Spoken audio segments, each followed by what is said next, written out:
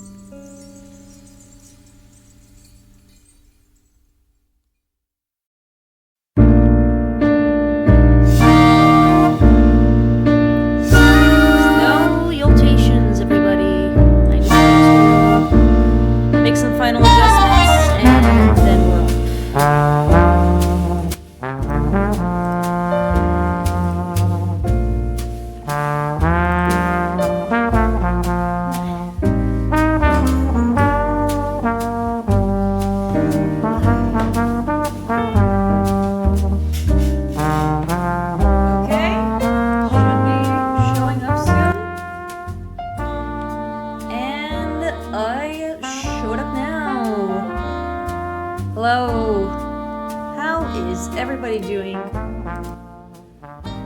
Honestly, this music specifically sounds kind of Christmassy, but and December is technically starting tomorrow, which is insane.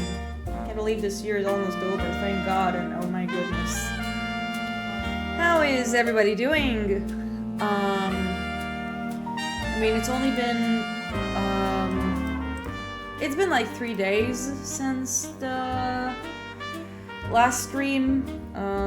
I gotta say that, like, it was kind of hard.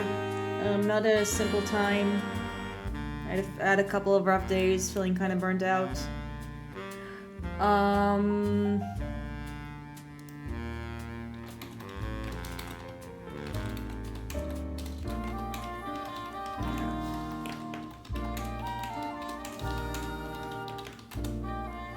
Anyways,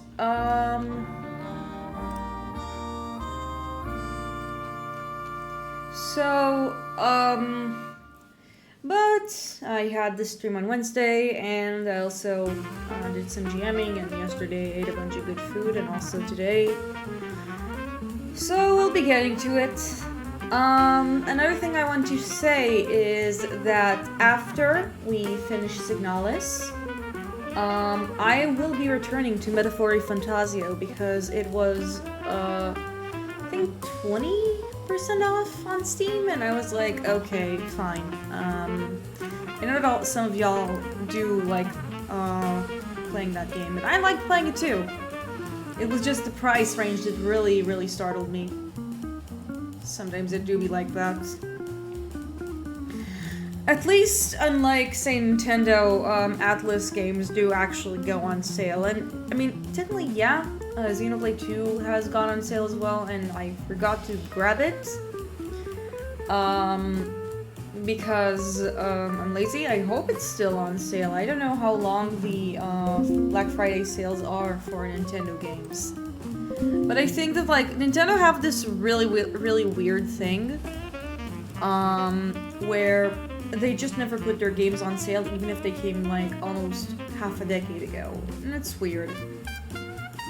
I know that, like, part of it is, like, a seal of quality, but man, I want to play your games, but they're so expensive all the time.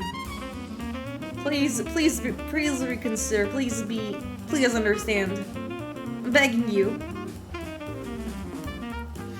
And yeah, but I also, reached another gold stake in Balatro, specifically the red stake. And yeah, we are going to continue today a very special game. I mean, it's not special. We played it before. It's just the second part. And yeah. Also, another thing I paid attention to is that, well, when I played when I posted my the art I made for the Signalis Let's Play, which is, by the way, up on YouTube, and you can drop in and rewatch it if you haven't. There's a lot of funny screams there. I also forgot to draw the bottom eyelash for one of the so it came out really awkward, and I fixed it. But it was like, it was one of those moments where, like, I'm looking at something, and then I'm like, oh, good, this drawing looks great. And then a few days later, I realized a very big mistake. And yeah, it's just, I'm really bad. I'm really not perceptive. Some even go to say I'm blind. You are half correct. But yeah. Anyways, I am now going to change the window bar to stream the right thing. And we did that. And wait, now I have to readjust it because it's too big on the screen. Will you look at that? Now it's too small on the screen. Whoa. Okay. But now we're doing it.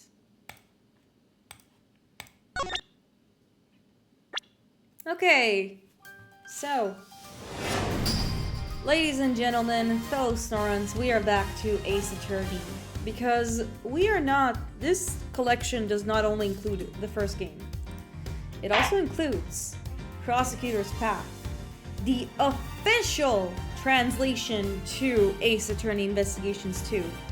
Wait, no, Prosecutor's Gambit. Prosecutor's Path is the fan title. So a bit of lore for those of you who aren't know. Prosecutor's Path came out in 2011. Prosecutor's Gambit. Gyakuten Kenji came out in 2011, and it was just not localized. I remember back then, like, me and my friend who was also into this series were just like sitting on our butts waiting for any special announcement, and 3DS was announced, and everything else was announced, and it just never came out. And it sucked because I remember seeing all the cool character designs and like hearing about some of the character story hooks and thinking, oh my gosh, this game looks fucking cool, and I remember being really disappointed it just never happened to exist. And then in 2014, the community decided to do an unofficial fan translation called Prosecutor's Path, and I only played it like 4 years later. I also remember just watching a Let's Play beforehand, and I got pretty far in. I think it's like I watched like the first 4 cases that were translated, and then in 2018 I was like, screw it, I'm just gonna play the entire game. And I did. And Investigations 2 was a really fun ride. Definitely better than the first game. But yeah, it was like, and now that we had, sorry, trying to formulate my words. The caffeine is dropping and it's making me slur words as it often does. Yeah. So I was like, okay, so this game is fan translated, and the fan translation is pretty good. So I'm just going to be content with my life and being like, oh, it wasn't officially localized, but hey, at least the fandom gets to experience it, and it's relatively accessible and easy to install with the Smume, the emulator. And then, at the July of this year, I go over to a friend's birthday party, watching the Nintendo Direct. And out of the blue, the bastards in Capcom decide to announce that they translated the game. So basically what happened is that I was going through a very emotional moment while I was in my friend's birthday party, and it was very embarrassing, but it was like 13 years of waiting just coming to a head in one moment. I was just screaming and shaking and crying. It was insane. And now, well, we are going to revisit a game, but unlike Ace Attorney Investigations, this game is also going to have the different layer of it being an official translation. So, names have been changed, voice actors have been added, all the shebang, and it's, in general, I'm just looking forward to replay this game. Because revisiting Investigations was a lot of fun, and I am actually curious to see. I remember this game being better than Ace Attorney Investigations, and I definitely think it is. So yeah, that was enough yapping. We're already 8 minutes into this stream, and it was just me rambling about. So we are going to go to title selection, and after we took care of Ace Attorney Investigations, we are moving on to Prosecutor's Gambit. And we're beginning with Turnabout Trigger. And for those of you who don't know, in the original game, it was called, like in the fan translation, it was called Turnabout Target. And yeah, let's get into it. This is really exciting. It's like reuniting with an old friend. Episode 1, Turnabout Trigger.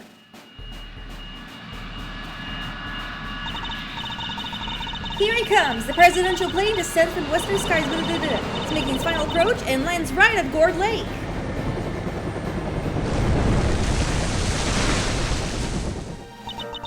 Just listen to that crowd. Welcome, Zhang Fa. Welcome, Mr. President. Now, sir, your audience awaits.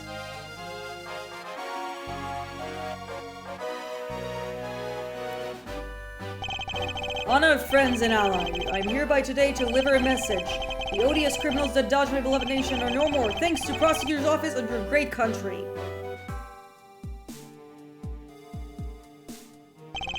You have our most heartfelt gratitude. However, friends, do not forget.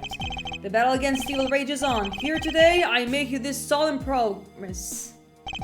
We shall crush the wicked with the righteous hammer of justice. Ah!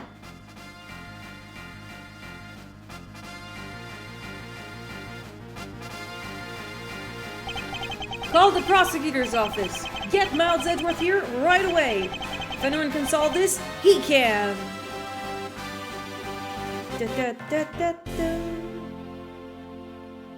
Man, this render was just one of the coolest things I've seen.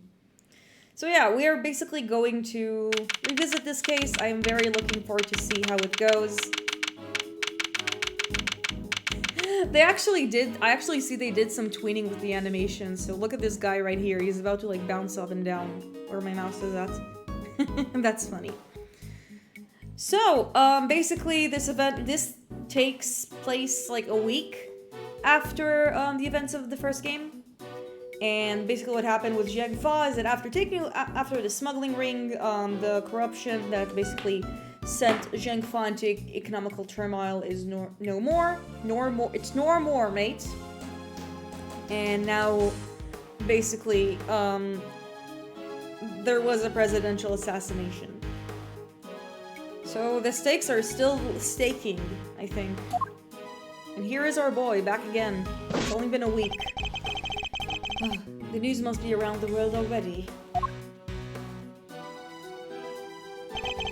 After all, it's not every day an attempt on is made on the life of a nation's president. My name is Miles Edgeworth, and I work as a prosecutor. I came as soon as I got the call. When the phone rang, I knew it was serious. Mr. Edgeworth! There's our boy Gumshoe again. Thank goodness you're here, sir! This is Dick Gumshoe, a detective with the local precinct. He's the one usually assigned to my cases. How is the president, detective? We still don't know, Mr. Edgeworth. The medics just boarded a plane a few minutes ago. I see. I hope he's alright. Then I suppose you'd better show me to the scene of the crime instead.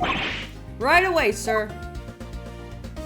Hey! I said hey! Yeah, you, Ruffles! Oh, it's that character. I thought it was Kay. Huh? Who's that?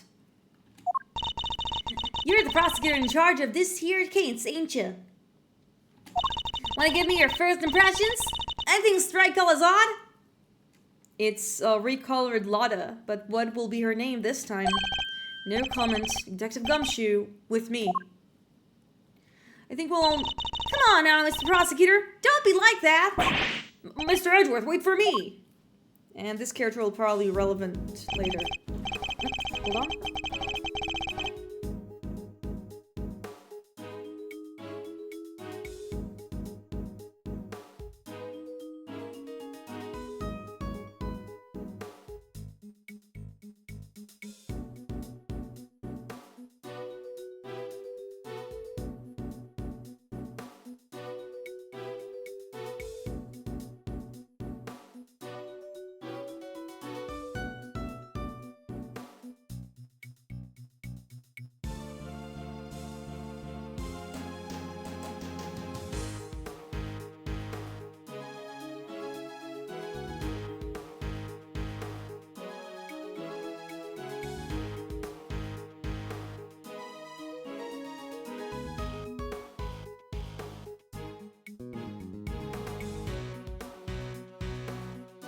So a bear has entered my cabin yet again and I had to shoo him away. You know the drill by now.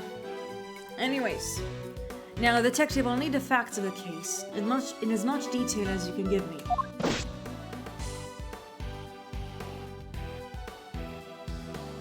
Well, the scene was right here at Gourd Lake, as you already know.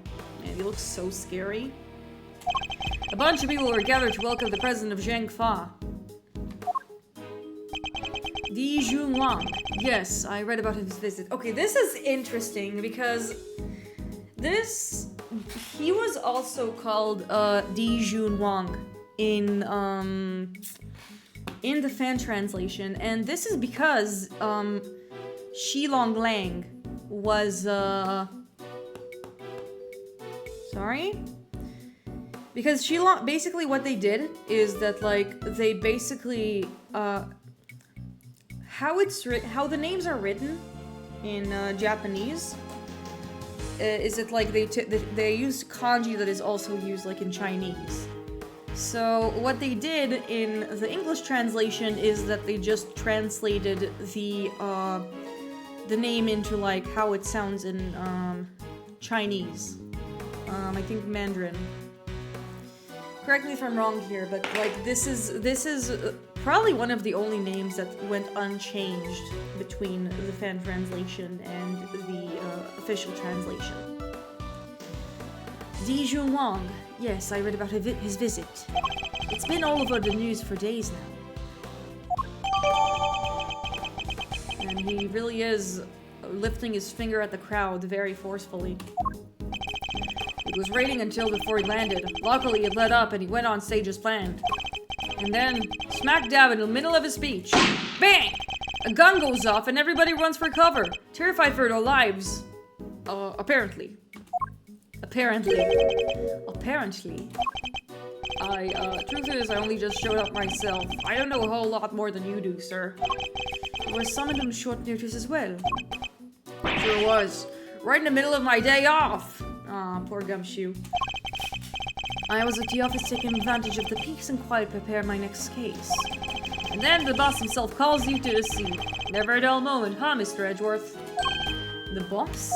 Yeah, Chief Prosecutor was right here at the park. Saw the whole thing. Oh, man, I forgot that, like, the Chief Prosecutor was the one who summoned him there. I know some things, and I will not spoil them, but, it's a different Chief Prosecutor than the one who was in Rise from the Ashes. First chance he got, he yelled at the top of his lungs. Get me Mr. Edgeworth right away! He's the only man for the job! Something like that. I see. Honestly, I'd be a little flattered, albeit nervous, if that's what my boss did. But yeah. Oh, they cordoned the perimeter on the park off as soon as it happened. You'll be happy to know. So our would-be assassin is still here somewhere. Good.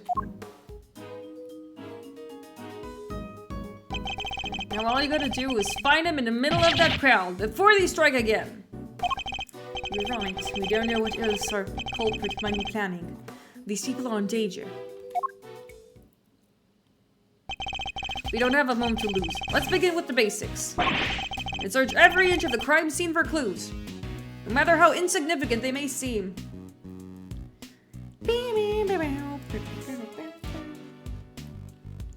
Another thing I'm excited to hear is like the remaster tracks. It's probably sound really cool. Precisely. The president was shot at, which means a gun was involved. That's our first clue. Alright, duly noted. Oh, I thought Gumshoe said it. No, it was him talking to himself. Detective Gumshoe, how exactly was the security detail surrounding this president's speech organized? Well, sir, our offices were mainly focused on securing the perimeter of the park. The president's people took charge of the rest. He has his own team of bodyguards. See those guys over there? Hey, we should ask them a few questions. If I want to talk with them, I'll need to walk over and press space. We're finally learning how to interact with other people. Can I? Sir, the president's bodyguards are over there. So they are. I should walk up to the... Okay. Seems like I'm forced to interact with these two identical twins. Can I help you? You're one of the president's bodyguards. Correct? Could you tell me how a security detail was arranged during the speech? 2 of our senior operatives were attached to the president. The rest secured the stage. This isn't our first rodeo. Anything suspicious in the crowd and we would have been spotted right away. I see. So the president's security was tightly orchestrated for the duration of his speech.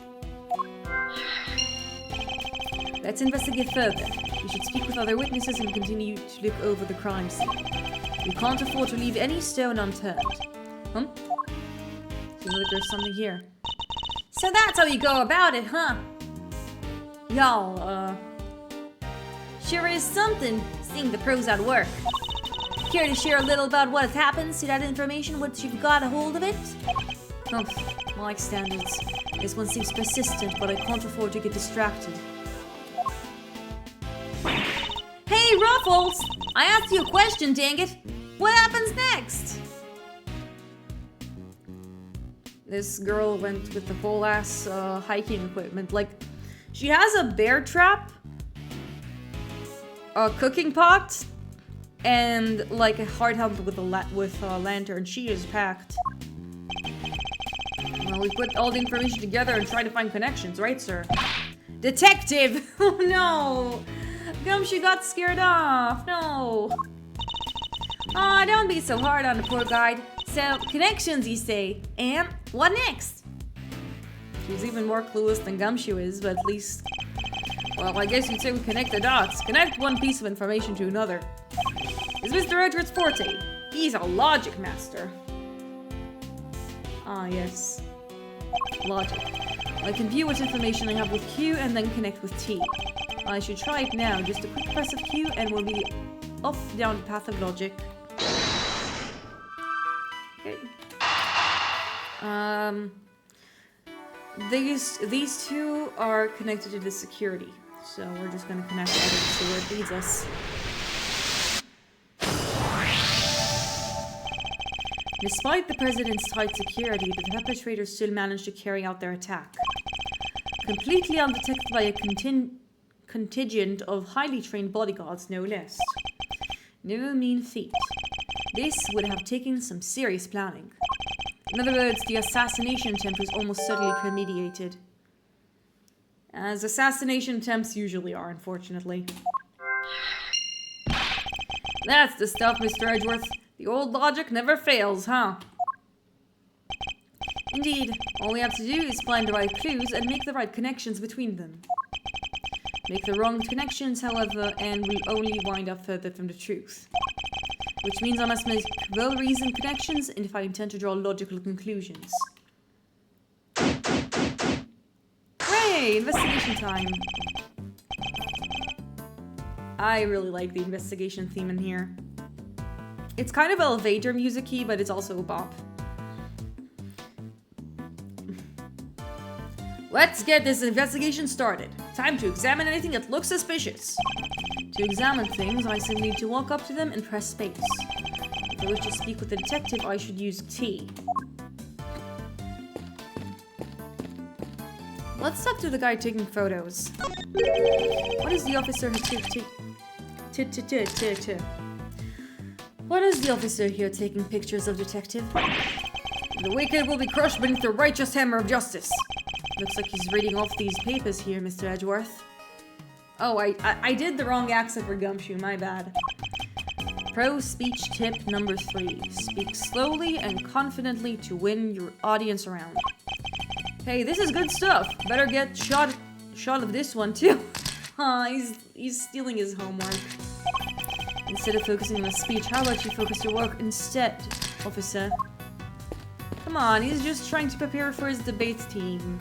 He's in the debate club. Have you found anything of note, officer? No, sir. Not a thing. No fingerprints, no footprints, nothing. That is to say, none that stand out, sir. And not after everybody touched and walked all over everything. Detective Gumshoe, did he sound pleased about having no evidence to catalog? I'll speak to his commanding officer about it, sir. Salary review's coming up soon and all. Even Gumshoe seems to be nervous about this. Oh no! I think the Steel Samurai has been blown to bits. No! Seems like Edgeworth took note of that. I was as surprised as you are, sir, but there's no mistaking it. It's the Steel Samurai. They heard his hyperfixation. Now this case is personal. The Steel Samurai. Warrior of New Old Tokyo. It's a popular TV show. Old, young, it doesn't matter. It really has something for everyone. Beats me why they had a Steel Samurai balloon at a welcome party for a foreign president. Well, they also had these balloons, in case 4, the previous case in Gourd Lake. They just have them on supply, because why not? It is a little odd, although, now that I think about it, what's better hero to represent our nation? Steel Samurai patriotic icon. I must scour the scene and inspect everything that catches my attention. Did he change his sentence from unsuspicious nook and cranny? Okay, I see. There's a hole in the flag. It's the flag of Zhengfa. The key motif is a blazing red phoenix. Wait, what's this? Something the matter, sir? You don't see it, do you, detective? There's something unusual about this flag. Compare it with the one on the other side of the stage, if you will. Oh, that's a beauty right there. Just look at it flapping in the wind. It's immaculate. Exactly, which is how a flag should look. And yet here we have quite a different picture. One thing in particular stands out, don't you think? Right, of course. Is it? I give up. Come on, spill the beans. Gumshoe, it feels like a bit of a call out right now. My lack of perception has been and will be a complete embarrassment for me. You can lead a horse to water. I'll just have to move the cursor to where the problematic spot is and highlight the difference with T. Here's the T, sis. You can also just press it. Take that! Look closely. Do you see the hole? Whoa, look at that! You're right, sir. And note the burn marks around the edges. That's a bullet hole. There's no mistaking it. A bullet hole? So you're saying a bullet went through the flag? Well, it seems like it did. In addition, we have this. Breaks her heart, doesn't it? Don't it? It does. What villainy could have befallen him? Witnesses said he popped right when the gun went off, which strongly suggested a bullet struck the balloon. Looks like the case of cold-blooded samurai murder on our hands. This is sacrilege. I won't rest until the culprit has been apprehended. Detective, we cannot let this vile assassin escape. We won't, sir. You can count on it. I think I've gathered enough information for the moment. Time to put the pieces together and see what we can figure out. Let's go to the queue. The pop balloon with the flag and bullet hole shows a trajectory between the two. There's a bullet hole in the flag, and it seems highly likely the balloon was struck by a bullet too. Which means 2 shots were fired, right, sir? Possibly even 3. The president was shot at as well, remember? Equally, the hole in the flag and the hole in the balloon could have been made by the same bullet. What we need to know is how many gunshots there were. There were. Oh, that was it. Easy does it. Alright, on with the investigate. Huh? There she is. Ruffles! Ruffles! Y'all figured something out, huh? Care to share? Who exactly is she? Why does she keep shouting at us? Rubbernecker, yes. Seems pretty interested in the case. Now, here's a word I haven't heard before. What does it mean? She doesn't look like her neck is made of rubber. Rubbernecking means, rubbernecker. What does it mean? A person who looks at something in a stupid way, especially with a drive to a more slowly look to an accident. Hold on, A person looks at something in a stupid way, especially a driver who drives more slowly to look at an accident. Ah, I see. She has an eye for disasters. I did not expect to learn new words in this. Hold on, I think I'm gonna move myself a bit more. Just so I won't block that much of the text.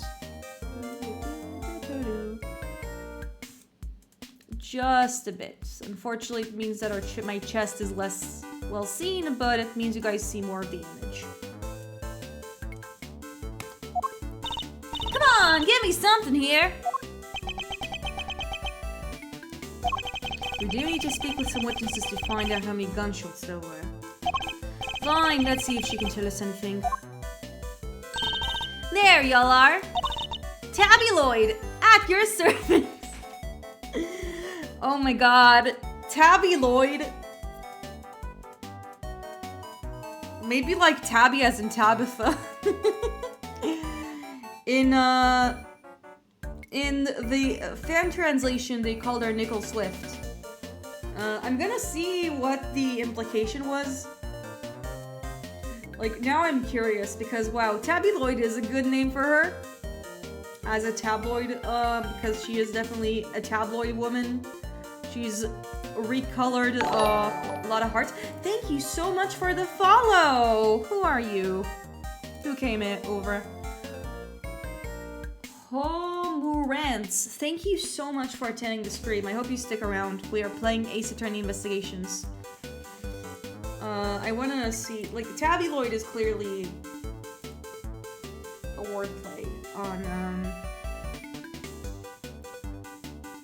oh, it's Tabby Lloyd? Like this. I wanna see how, let's see. The unofficial Nicole Swift is, it means victory of the people, and Swift because she is very, unpleasant. Hi, how's it going? How's it going? I am having a good day, thank you so much. I mean, just began to stream. I wanted to check, like, some things, but yeah, we just began, investigations too. I'm looking into the case for me, right now, but... Oh my god. Looking into the case. Miss Lloyd, was it? Miss Lloyd, there's something I'd like to ask you. Well, what can you tell me?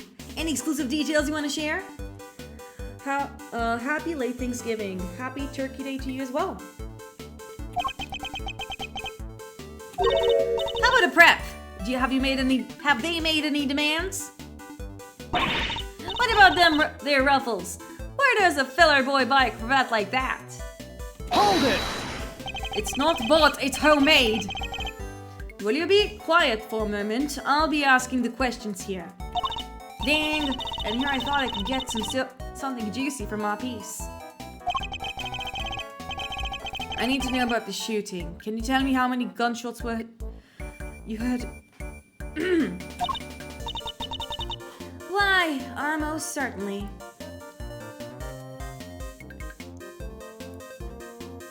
Hold on. I'm gonna try not to hold you guys back too much.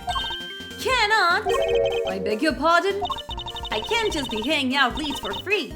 That stuff's my livelihood. Aw, come on. Don't hold on us.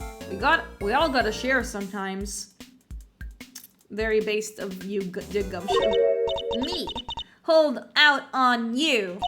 Well, if y'all gonna be like that, I'll be moving right along. Goodbye. Wait for what exactly, huh? Huh? If you got nothing for me, I'm gone. It's snowing for me today? Oh, that's so fun. Look, I mean, I'm currently in the tundra, so like snow is is also a very frequent thing for me. We're fresh out of moves here. Out of moves? I wouldn't be so sure. What do you mean, Mr. Edgeworth? Yeah, wow, snow is just... I miss snow. In general. Anyways. I mean, one time when I was in middle school and there was like this very big snowstorm and school was out for like a whole last week. And I think I actually got cabin fever from it because I was just like locked in my room. But we also made a bunch of snow men, which was a lot of fun. As you know, detective, I like to play a little chess. I mean, not just a little. Oh, you're way up north. I mean, the PNG tuber is I'm part of the lore is that I'm in a very unidentified tundra. Yeah. That's my lore.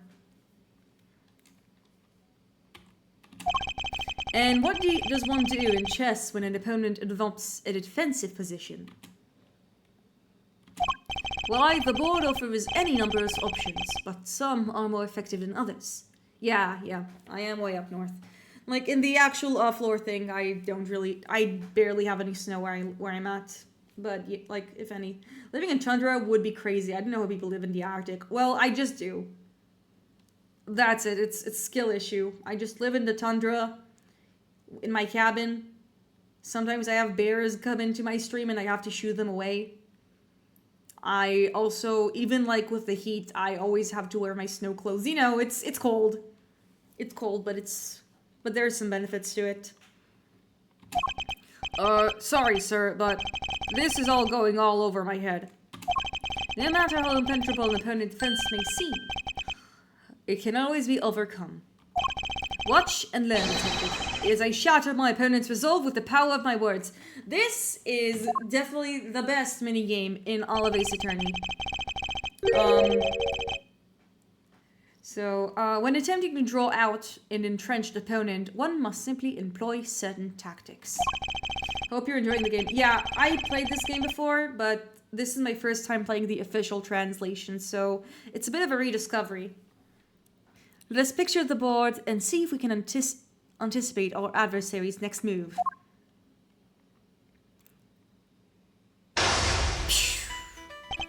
Now we must analyze this state of play.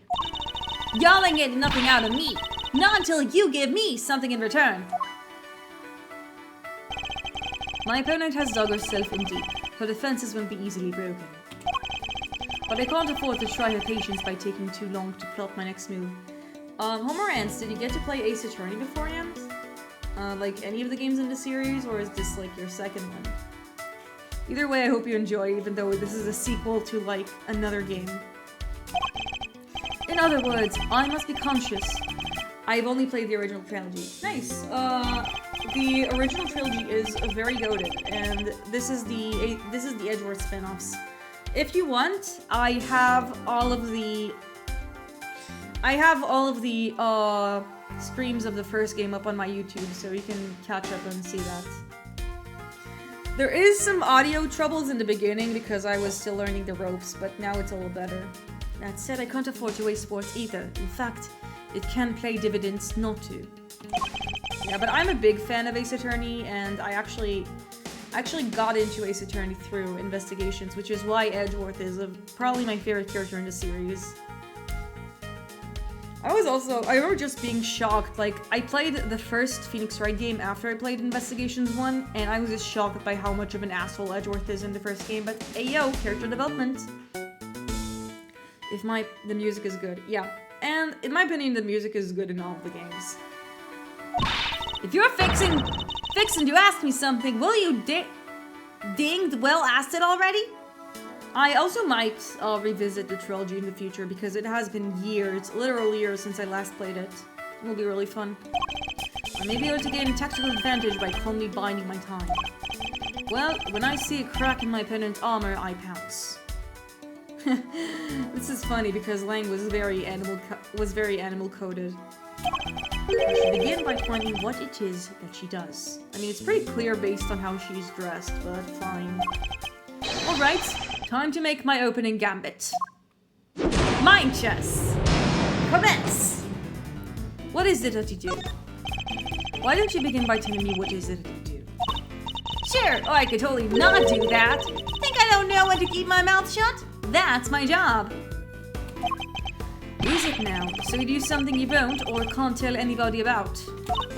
Hey, no! Shut up! I ain't no lawbreaker!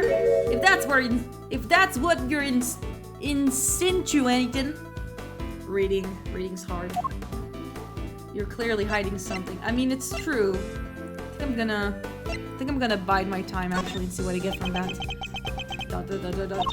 I'm a law-abiding, everyday citizen, and you got no reason to say otherwise. It does seem like this track was not remastered, but it's still good. Forgive me, I'm a nothing blind.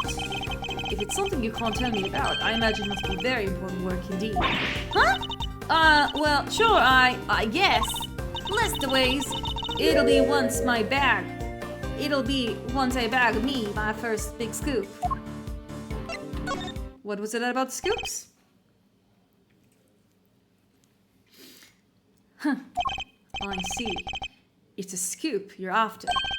So you're a journalist, is that correct? Blows. It went kablooey. Ding! Sure. I'm your friendly neighborhood reporter. And she has a bear trap and capturing equipment for some reason. I have no idea how the bear trap went through, like, security. The hungriest cub on the beat. And this is why she has, this is why Tabby here has the bear trap. She's very hungry. That's the mystery of what she does for a living solved. Perhaps our hungry young cub has gathered information vital to the case.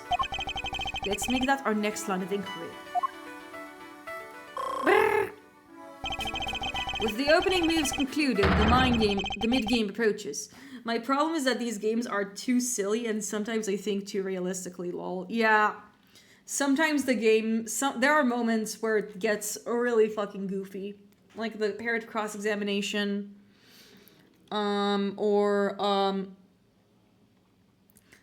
like the parrot cross-examination is like the big one.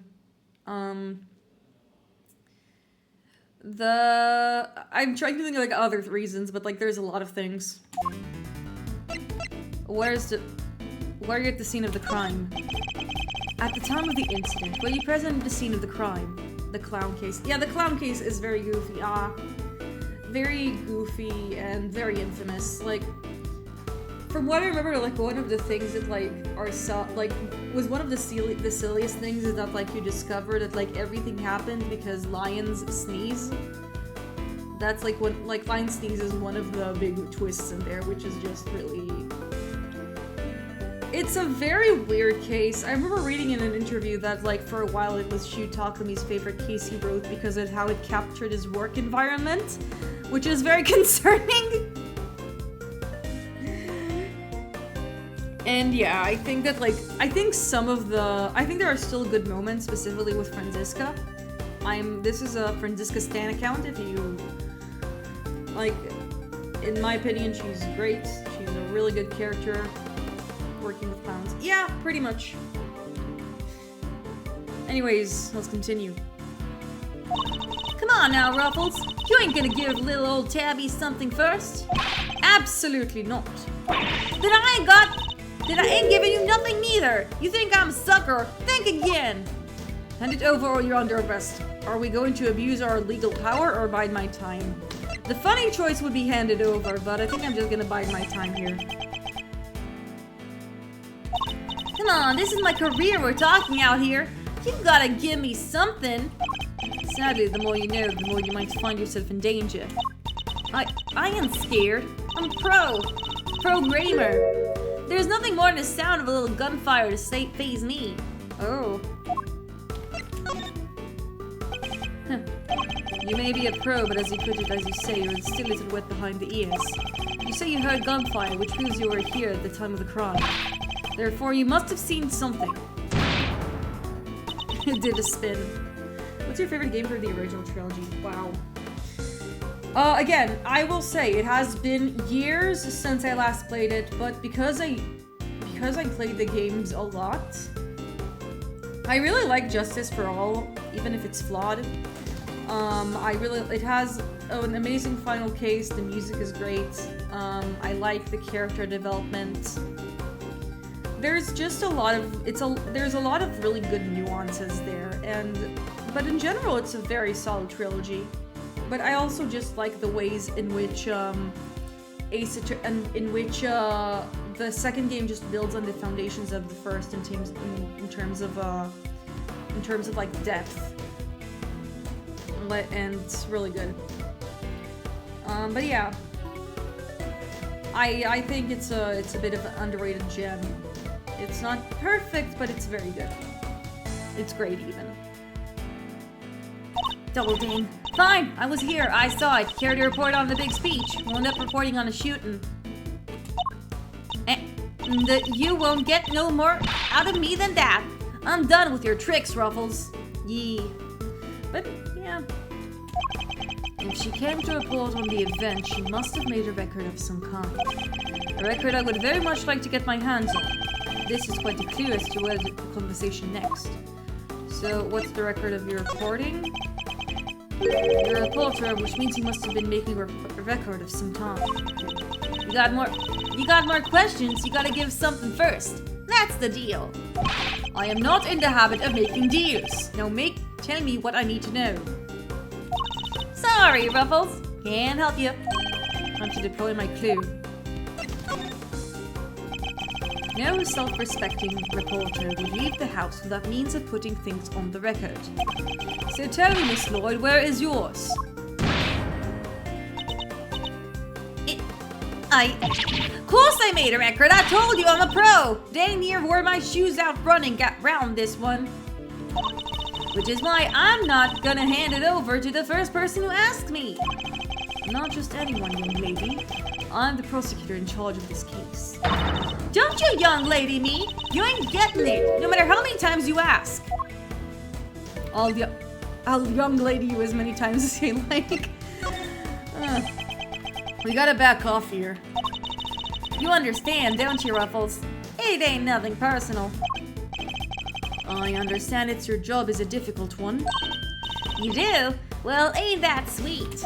And in such a competitive field, you must sometimes doubt you'll ever succeed. No, I'll go plenty far, I'm sure of it. Yeah.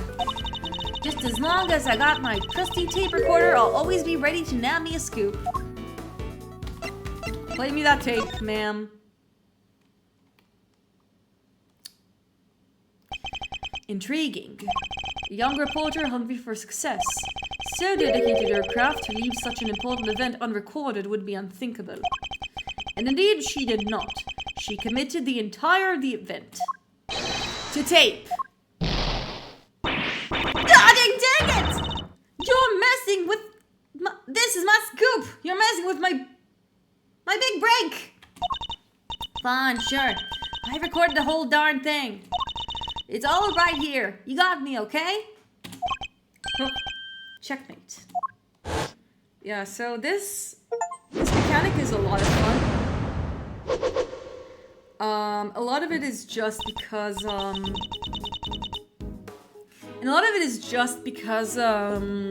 sorry, I'm thinking. It's just because this requires you to do zero evidence presenting, and it's just a matter of like trying to navigate when to speak, when not to speak, what questions to ask, and it's really fun.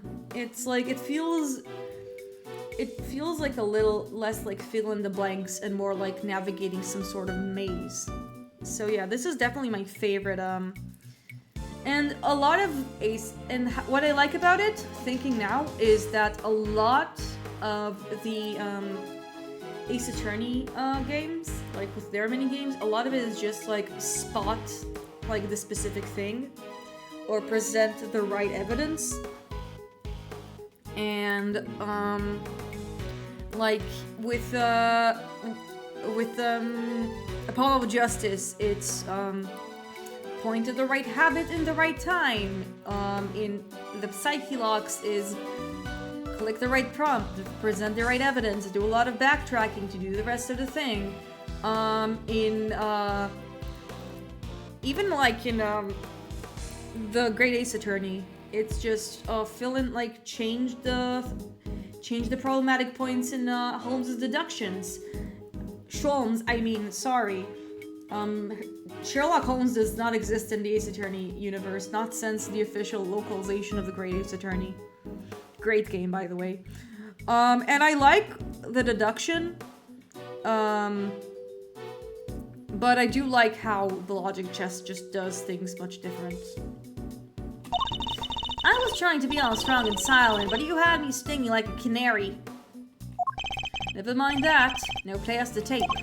This should finally tell us how many shots were fired. Fine, you can hear it, but I got conditions. You played me like a fiddle, Ruffles. Only the chief ever played me so good. So you gotta agree to be chief number 2 and be mentor to a rising star, aka me. That's very...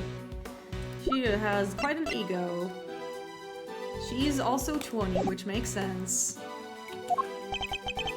Chief number 2, huh? Kinda like a second parent? That's a big responsibility, sir. And one more thing. I want exclusive reporting rights on the first 24 hours. Come on, you gotta say yes. What kind of mentor would give his star pupil the exclusive, huh? She's a difficult woman to refuse. I need to hear that recording. 24 hours is more than I can promise, but the story's yours until the case is solved. And the job of chief number 2? I think not. Yeah, I don't know if you want him to be chief number 2. Yeah, you're no fun. But I guess a girl can't have everything. All for the sake of this scoop, huh? Alright, you got yourself a deal. I got exclusive access to starting right this second, Ruffles. Good, and our first order of business is to listen to that tape. Brrr. And then there was the tape noises. Honored friends and allies, I'm here today to deliver a message. The odious criminals that dogged my beloved nation are no more. The president's speech. The president passionately addresses the assembled crowd, as if trying to shake off the reports of his decline in popularity by sheer force of will. That That there's me! Can beat a little live commentary to set the scene. Huh? The meeting is scheduled just for after the speech, correct? He seems pretty pleased to be able to put the whole Yatagarasi situation behind him. As well as he should be. That's a great day for all of us. Whose voices are these? Oh, there was two old guys standing right in front of me. They were whispering away at each other the whole darn time.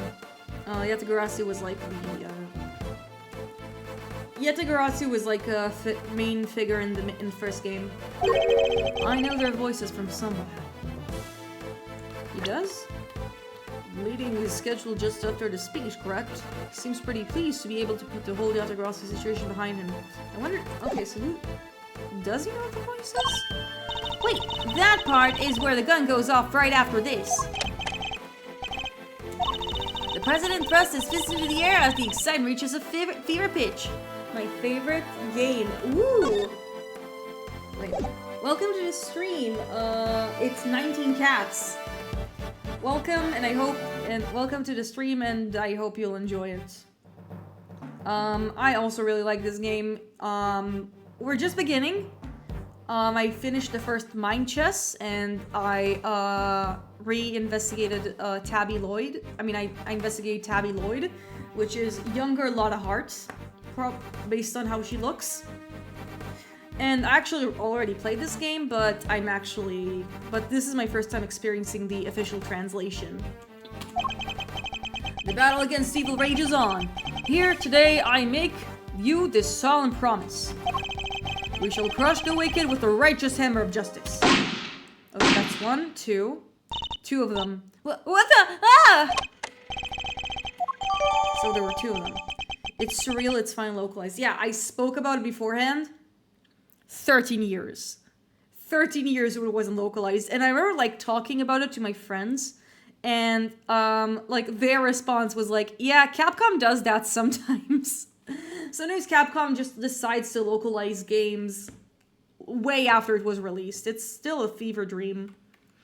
And like after the fan translation, which was excellent, came out, I was kind of fine with the game not coming out officially because I had a free and very convenient way of playing it. So, 2 shots were fired. Yup, and that tells us something. Something very important. It allows us to deduce the trajectory of one of our bullets. One of the 2 shots fired.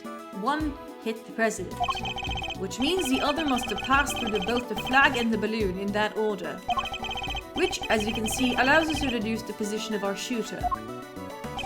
The only possible place for which the bullet could have been fired through the flag and the balloon is probably here.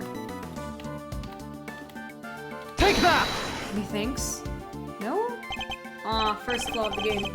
It was also good time it was being released on the Switch in Japan, so it might as well translate with the up quality. Yeah, I think that's it's also the reason why the Great Ace Attorney got officially localized. It had a Switch port, and that gave them an excuse to also do that. I still remember losing my marbles over the Great Ace Attorney being localized as well.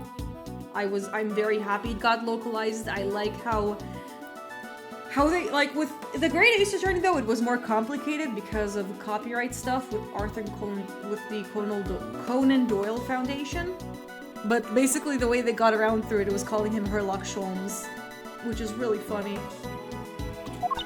You sure about that, Ruffles? Watch your mouth, kid. Mr. Edgeworth's powers of deduction never fail. He takes the evidence, puts it together, uses his logic, and bam! Out comes the truth. Every time. Can't wait to hear the logic behind this one. Well, sir, how do you do it? Sir? One moment, yes, It's alright, Ruffles. We all make mistakes. No! I picked the wrong spot. The bullets were fired. I think I'm gonna save. I'm doing let's save.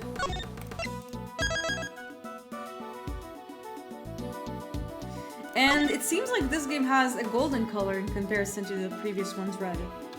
Which actually goes well with, like, the colors of the game.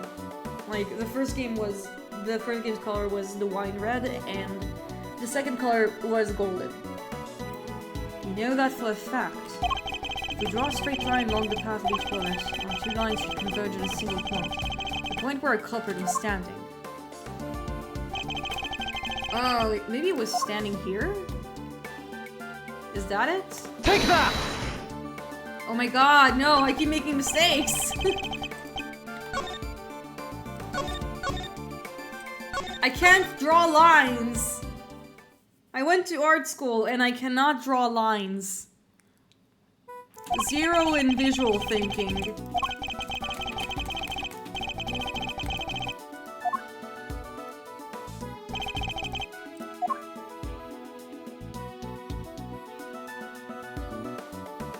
Maybe it's supposed to be here? Take that! I think so. Yeah, there we go. Third time's the charm, baby. Drawing a line between the flag and the balloon gives us the trajectory of one of our bullets, and places the other shooter in the left-hand side of the spectator area.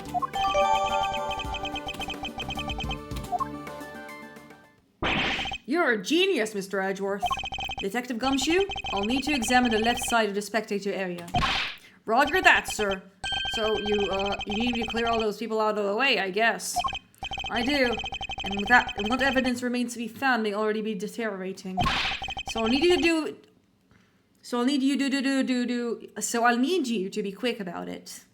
There we go, I did it correctly this time, chat. Yes, sir! Chief! Hey! I'm talking to you, Chief! I suppose you mean me, Miss Lloyd? I surely do. You gotta help out. You gotta let me help out. This stuff's my forte. I'm the best crowd herder you ever did see. I'll prod, pummel, and push him wherever you like. A very kind offer, but I think a less hands-on approach might be preferable. Also, about this chief business, I am nobody's chief. Whatever you say, I mean Mr. Edgeworth, sir. Your wish is my command. Ah, yes, to be 20 and desperate for a mentor figure. I've been there, done that. I somehow doubt that.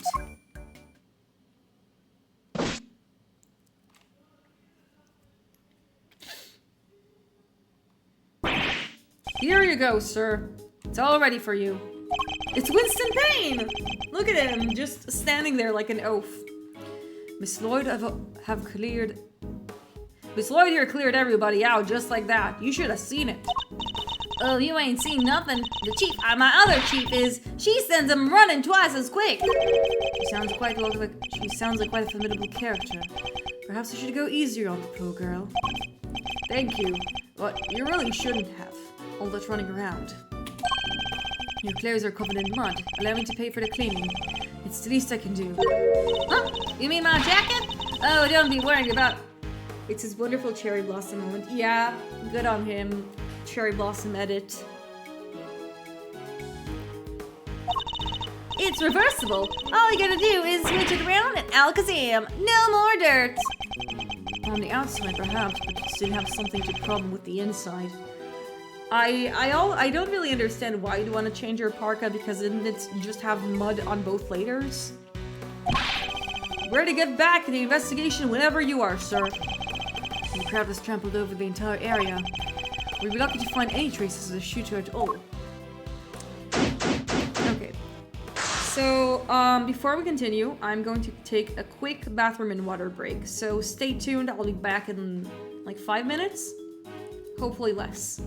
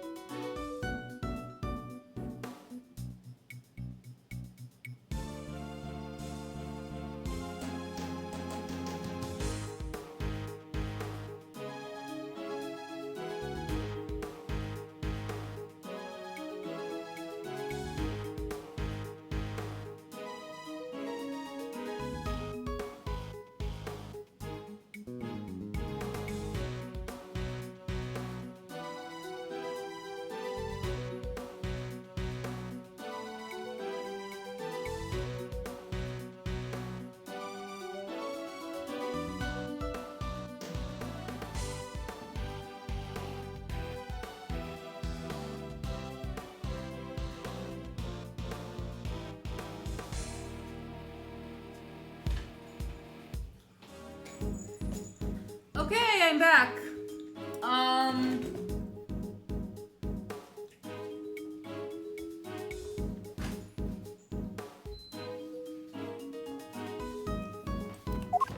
This is a win for the investigations. Yeah. Anyways, let's investigate stuff. Let's talk to Winston Payne first. Well, this is quite the situation, wouldn't you say, Mr. Edgeworth? Oh wow, there's a lot of people here right now. Welcome, Mushroom Soda Games. It's a win for the Winstons out there. Hope you guys will enjoy the game. Who is he again? Seems like there's some people here right now on stream, which is really nice. It's a win for the Winstons up there, the true Winston representation, if you ask me. Who is he again? It's Payne, Mr. Edgeworth. Winston Payne. We worked together in the prosecutor's office. I also had a cameo in the first case of Game 1. He's a prosecutor. What brings you here today, Mr. Payne? What indeed? Why, only the invitation. Chief Prosecutor himself. His voice. I recognize it from the tape recording. Oh, so he was talking in the front. Okay.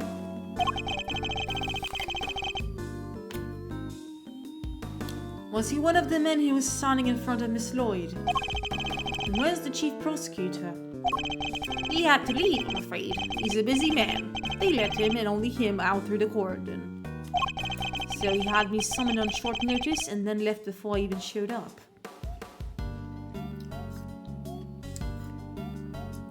Seems like it. Rude.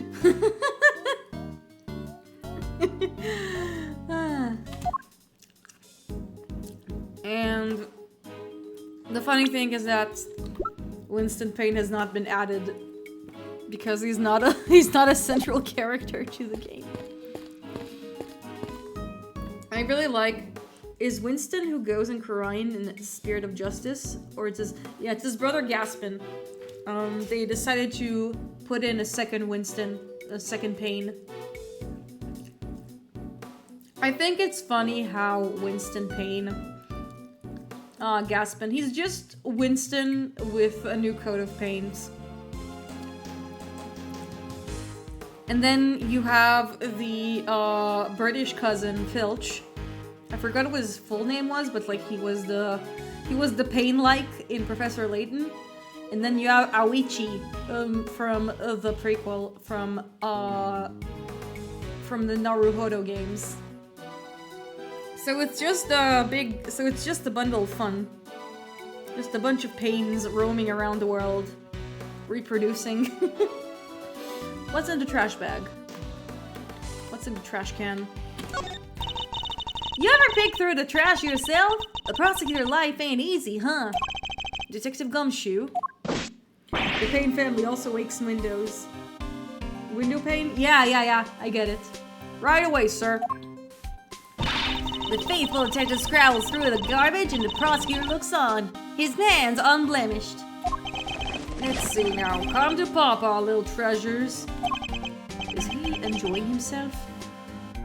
Well, why wouldn't he enjoy himself? Edgeworth, you cut his celery so much that he's probably like eating leftovers from trash cans. Raccoon detective. Bingo, a popsicle stick. I love the jokes they put on these. I think Gumshoe, when Gumshoe plays Stardew Valley, he's like the person who, his favorite thing to do is just rummage through the trash can. Gumshoe is the king of joy. Yeah, he's great. We love Gumshoe in this household.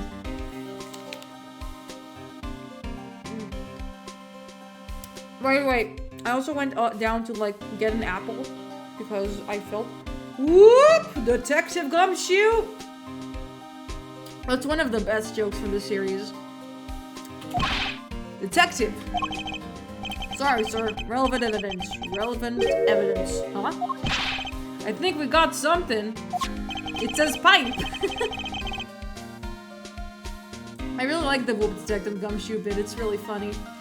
It happened in the end of the first game, and Gumshoe, like, Edgeworth was trying to be nice to his subordinate, and it's really funny. He's such a dork.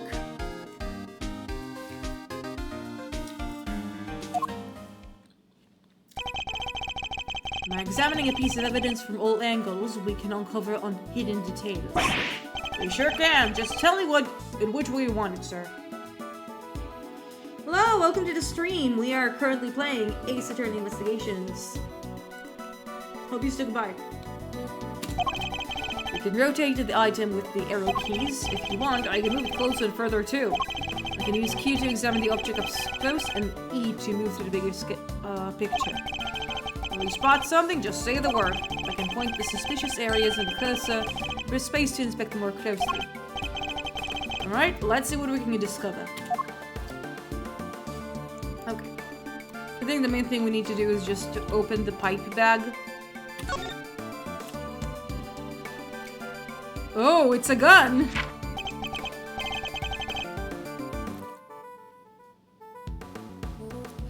Less cover for Lakeside now. Eyes on this area. Rook repositions in light of Knight's injury.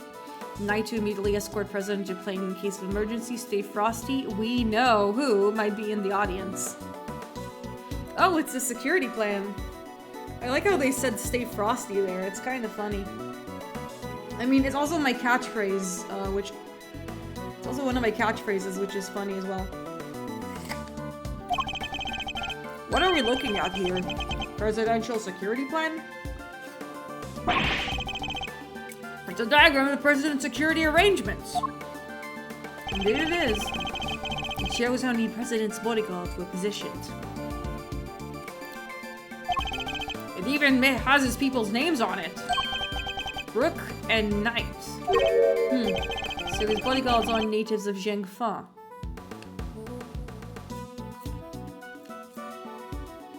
Hold on, is this like a code name, or are their names like Rook and Knightley, just like in the fan translation?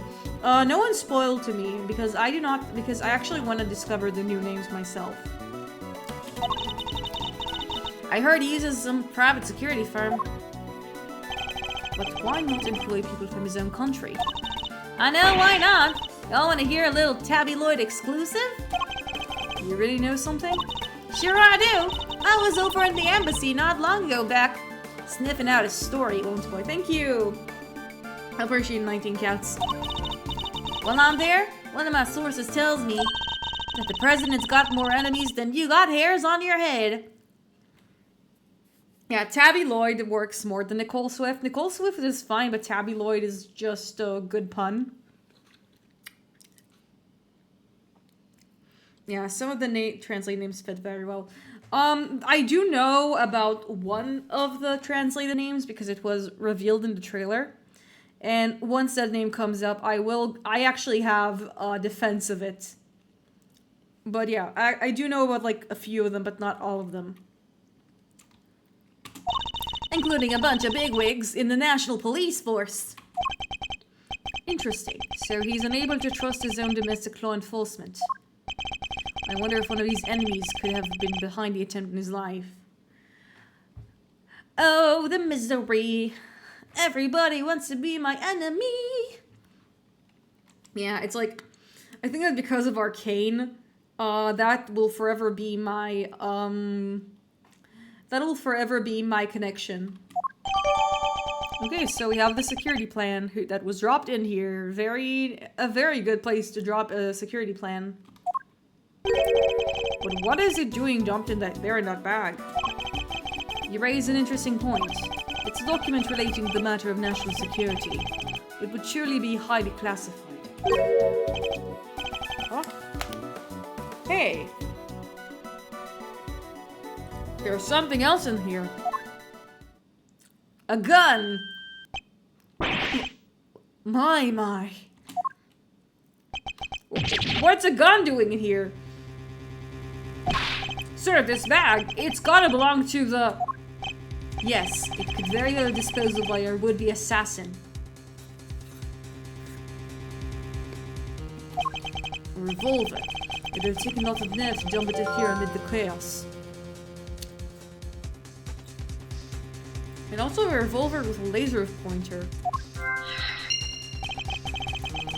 Could this be the work of a professional? That would explain the security plan too. I think we need to take a very close look at our latest find. 2 shots. Okay, this tracks. 2 spent bullets in a cylinder, watching the 2 gunshots heard on the recording. That proves it. This must be the weapon that was used.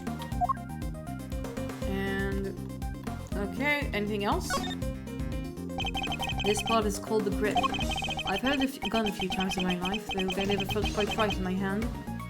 They did. It's actually one of the big points in the final in Eternal Goodbyes. This one's no exception. I like how they referenced how he held a gun. This is a laser sight. It can be lined up with a target to make aiming a bit easier. If I press this here... Yep, definitely a red laser. But the assassin have used laser sights to target the president.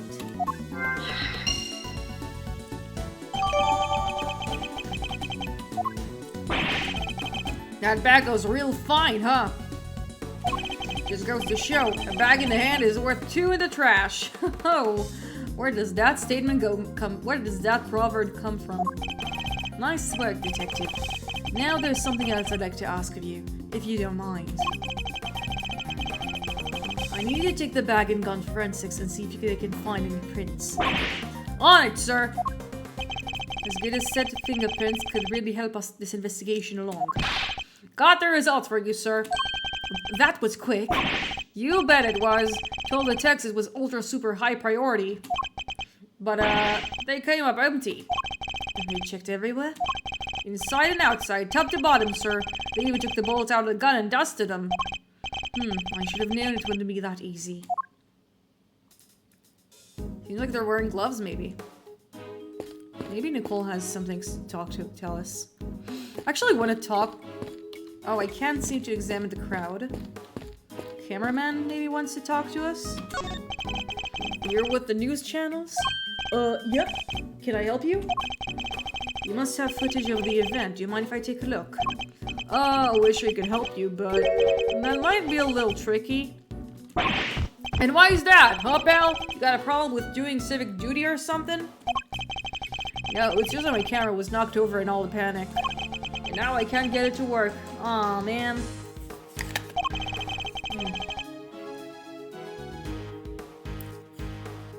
That footage would have helped immensely. Yeah, just our luck. I love your Edgeworth voice, by the way. It's the perfect touch of British. Thank you. I don't even know if my Edgeworth voice is accurate to British things, but like, before I played this game, like, again, I played this game beforehand, and I played Ace Attorney games a lot. I used to read the dialogue aloud. So this Edgeworth voice was my Edgeworth voice for, like, years.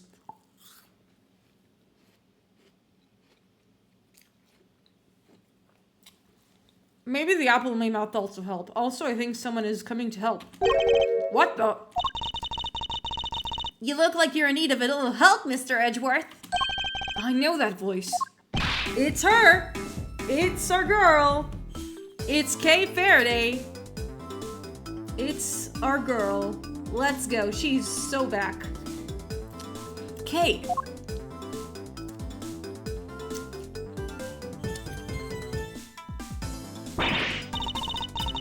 Honestly, I leave you alone for 2 seconds, but don't worry, your hero's here to save the day.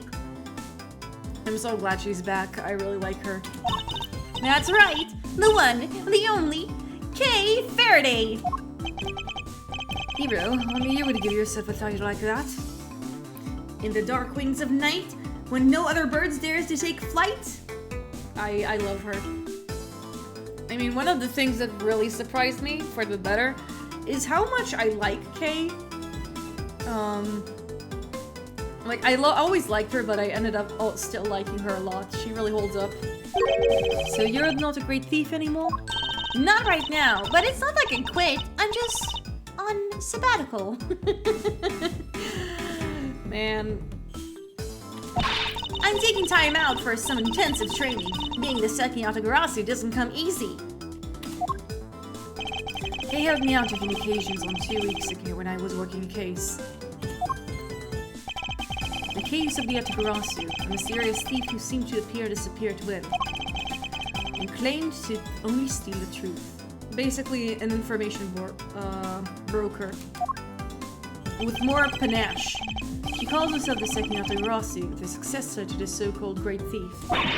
There's not a lock I can't open or a trap I can't escape. And when it comes to stealing, well, I'm still in training, but I'll get there soon enough. I mean, in the first game, Kay stole a whole ass crime scene. And it was really fucking dope. What are you doing here, Kay? What do you think I'm doing? I'm enjoying the festivities, of course. Well, I suppose you did mention being fond of such things. And afterwards, I was thinking of dropping by your office to see you guys. But now I don't have to. Good to see you, kiddo. You're as bright and easy as ever. Hey, Gummy. How you been? You're looking pretty full of beans yourself. Well, that's because it was my only diet for the past few weeks. Salary cuts and all that. But I actually managed to treat myself with the beans. Usually it's just instant noodles.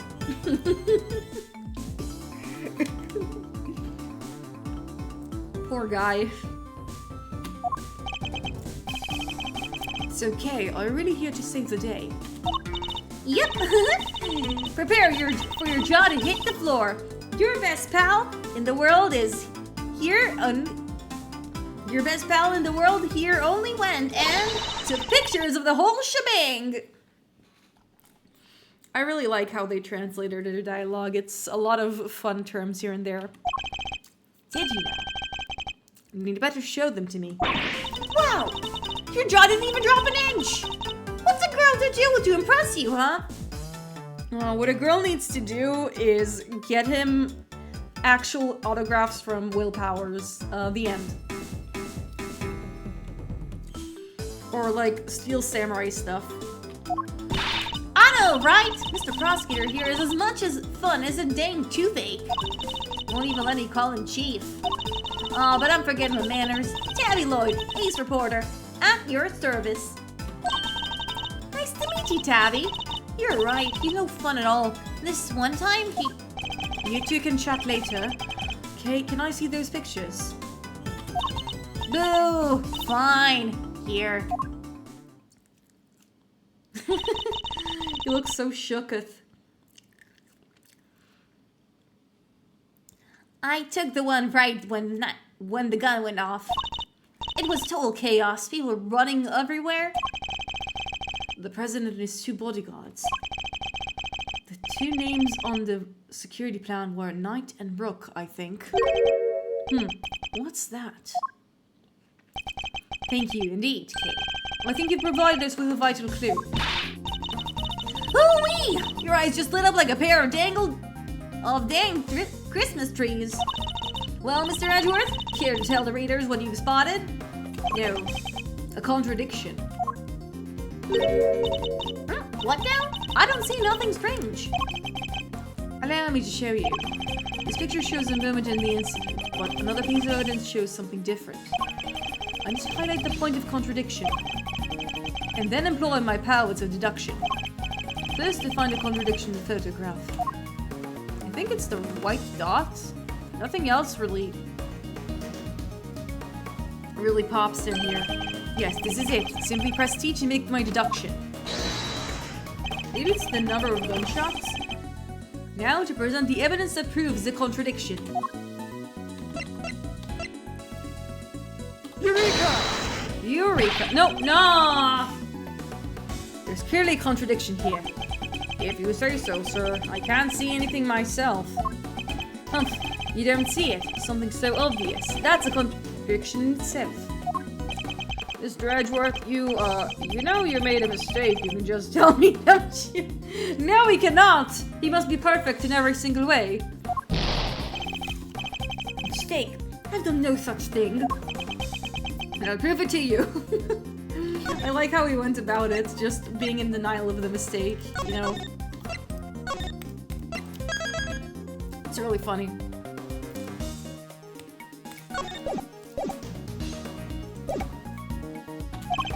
I have already located what's contradictory between this photograph and the evidence. Now to present the evidence that proves the contradiction. Let's look at our evidence a little more.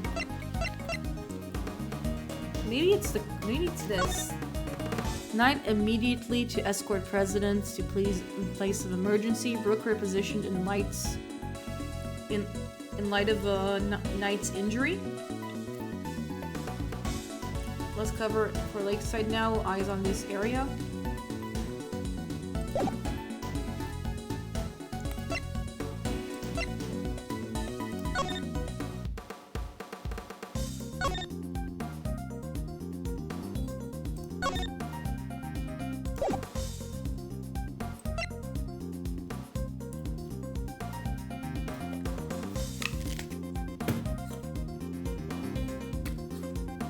I want backseat, but if you do ever want hints or answers, I've got them. Thank you so much, 19 cats.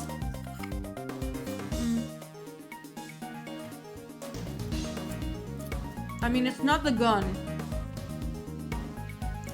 And the contradiction is the laser sight. My guess is that,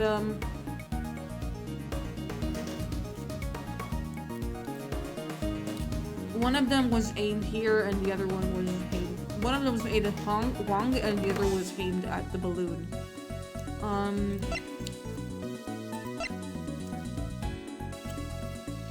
According to the president's speech, 2 gunshots can clearly be heard.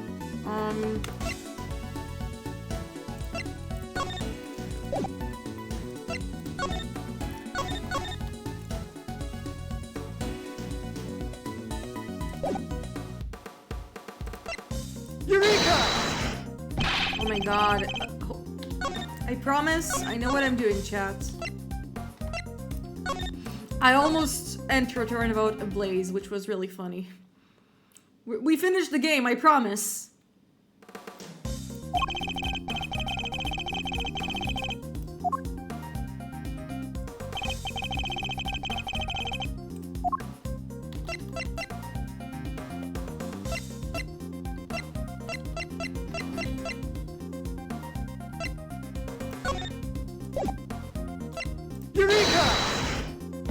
Oh my god.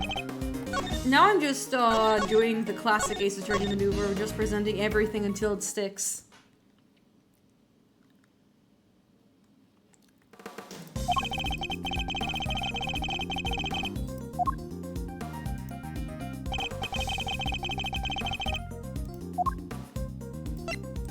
Eureka! Okay, I'm really bluffing here.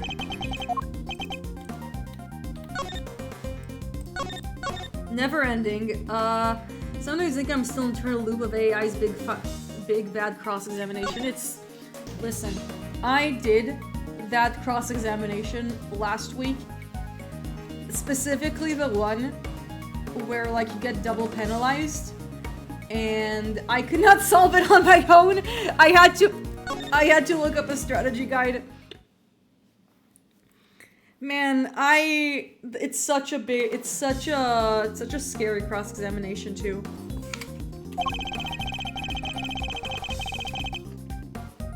The other investigation that stopped me was in the kidnap turnabout where Lang, like, talks about, like, the kidnapping. Like, the third one, and it just stumped me so much because I spent, like, 20 minutes, like, working on it. I checked.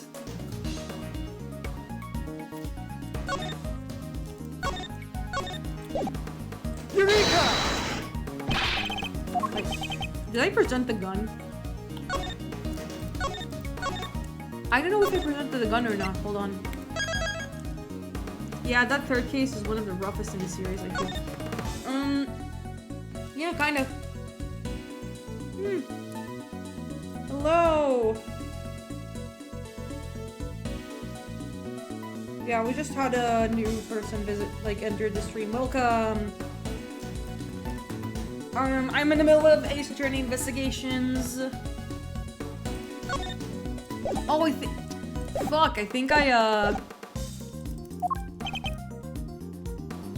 did a mistake. I did a mistake. Womp. Ooh, womp. I think I oversaved. I think that because, like, the issue with Ace Attorney, like, with playing investigations, is that, like, when I first played the game, like, back in the day, yeah, sorry. I just, like, used the strategy guide and, like, I used it a couple of times, so sometimes it's not that I manage to, like, connect the dots, sometimes it's just memory. It's just me remembering what to put when. But, like, in this one, I actually did a lot of the dot connecting myself. And with here, it's gonna be harder because I only played this game once. I've worked a little bit. The photograph and the clue.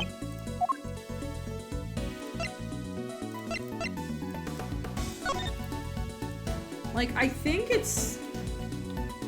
Something tells me it's the laser pointer. And it's not the profiles, because this isn't the game where you can present profiles as contradictions.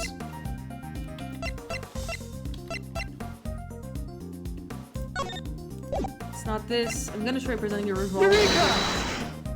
No, it's not a revolver. Fuck. One day, yes or no? In a bit, I'm going to try to think about it. Maybe I need to It's like, I'm gonna see.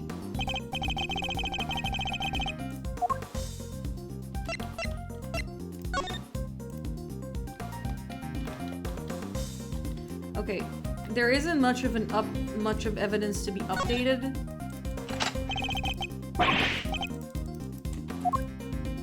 This proves that the weapon was used.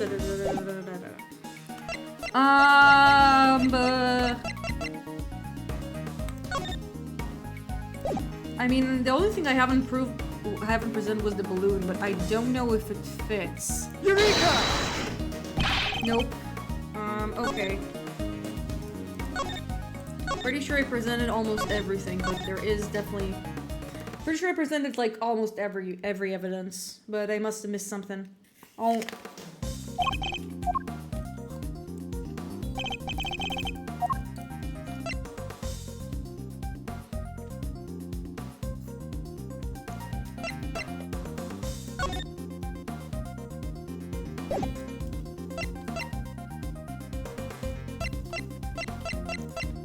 Did I present this already? Oh, what? Are you shitting me? What's going on here? Look closely at the picture of the president in this newspaper clipping, if you would, Miss Lloyd. Now look at the case photograph. Compare the two carefully. Oh my god, it was the fucking dot on his hand. I think I skipped a few steps. I did not know the contradiction. I think the thing, like, this was one of the moments where, like, I took a few steps beyond, like, the evidence. Like, a few steps behind, like, where the game wanted me to be. Huh? What am I looking for here? Well, I'll be! Indeed, there's something on the president's forehead. Something that wasn't there in the other picture. It's a fucking laser pointer! What is that? Some kind of birthmark? No. Come on! You gotta be kidding me. Yeah, guy's got a big red birthmark right in the middle of his... No! Why are people saying it's a birthmark? No, okay. I highly doubt a birthmark just sprang up there since the other picture was taken. Did he get bitten by a bug then, maybe? Well, if he was bitten by that kind of bug, he probably would have been hospitalized, if you ask me. Yeah, that's it. That's right there, one big old bug bite. And there I thought it was something important. The look on your face. Please stop mocking me, game. I know what it is. You should know the road of truth is paved with just such seemingly trivial details. Ooh, again with that face. Alright. Duly noted, Chief. She keeps chiefing to him. the involuntary chiefing.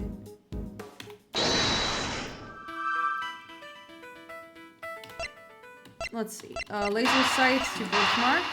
Connect.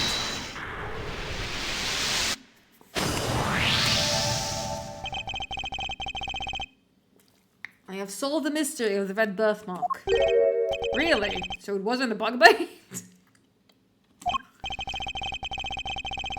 No, what we're dealing with isn't something that could be and would itch for a day and then disappear.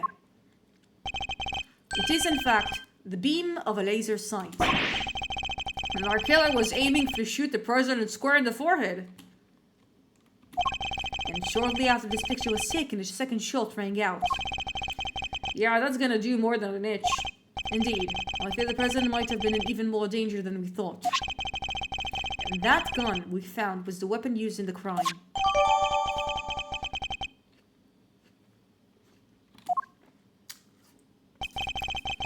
Why would the perp use a laser sight, though? He's right. You'd stand out just like crazy using something like that. Pew, pew, pew. It's not like you can just go around shooting lasers all over the place. I mean, unless you go to laser tag. Hey, Edgeworth, do you want to do laser tag after we finish this case? No. Oh, come on. I told you he's no fun. No, and anyone who saw it could trace it back to the shooter. Seems like a pretty bad idea all around. Oh, I almost forgot. I took a couple more pictures. Maybe the laser sight's in one of them. It's a long shot, but it's worth looking at least.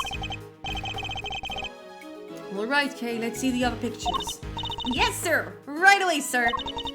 Let's see. First up is the one I took before everything started going south. Oh no! He was going to shoot Winston Payne.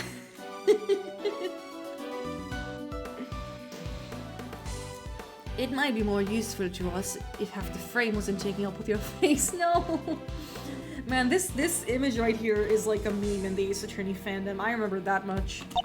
Hey, can you blame me for wanting to take a selfie with the president? It's really weird. Like, it's funny. You know, I think that if this game came out, like if the localization came out in 2012, Kay probably wouldn't have used the word selfie. She probably would have said something else. But like, because we're in 2024, it's a selfie. Look for you, this was right before the gun went off. And this one I showed you before is from just after the first shot was fired. The second shot came just seconds after this. Then there's... What's this? I can hardly see anything. I got knocked over when everyone started writing right after the last picture. Guess I must have pressed the shutter by accident. Not sure that this one's gonna be much of use, kid. And then it's gonna be of use, I bet. And that's all of them. I like how the main photograph is the selfie. Time to take a closer look. Let's examine the picture from, I want to say, before the shooting. Is there any hint the laser sight might be in the picture? Well, because... It's probably because of Winston Payne. Poor guy.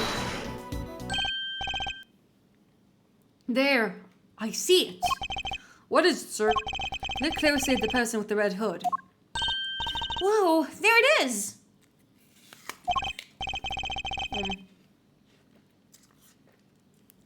Indeed, that's our laser sight right there. So that's our perp! The one with the red hood must be... the shooter. Yes. We found him! All thanks to yours truly! Indeed, you have selected the greatest treasure of all, Miss Thief. The truth. You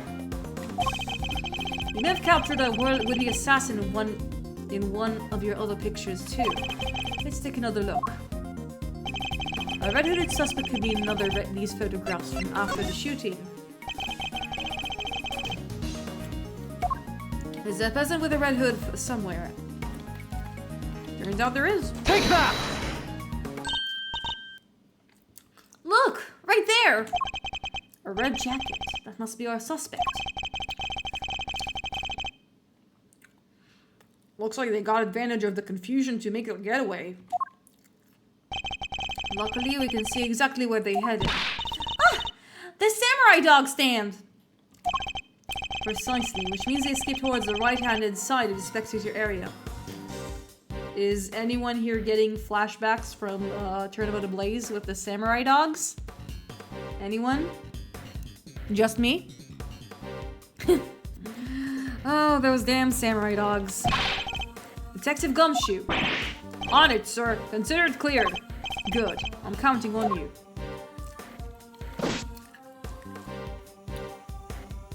I'll never forget them. I think they're really unforgettable. We have you now, my little Red Riding Hood. He's so poetic. This entire park is cordoned off, and we know which way you went. Now it's simply a matter of hunting you down. And I am the wolf. I mean, technically Lang is the wolf, but he's not here right now. Truly a jelly donut moment in the localization. It is? I wonder what was the samurai dog called in the original version. It wasn't a hot dog? I wanna see. What was the samurai dog in the localization?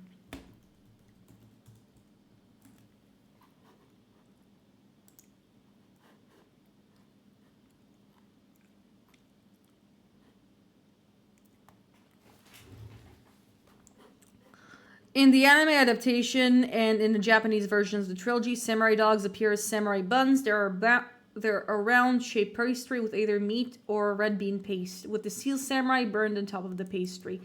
Oh! It wasn't hot. Oh my gosh! It was manju!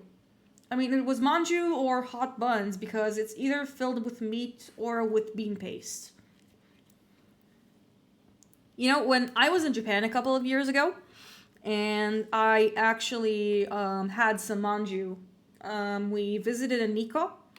And like we visited a Nikko and like Tokyo and a couple of places, and like I ate the anko paste, and everyone in my family hated the anko paste, but I liked it. I really liked all the. It's an acquired taste, but I remember like when I was in Nikko, they had a spring festival. And basically, we got some manju, and I remember just eating the manju bun. It was hot and warm, and it was just really delicious. Yeah, it wasn't hot dogs, and in the anime, they actually show its buns.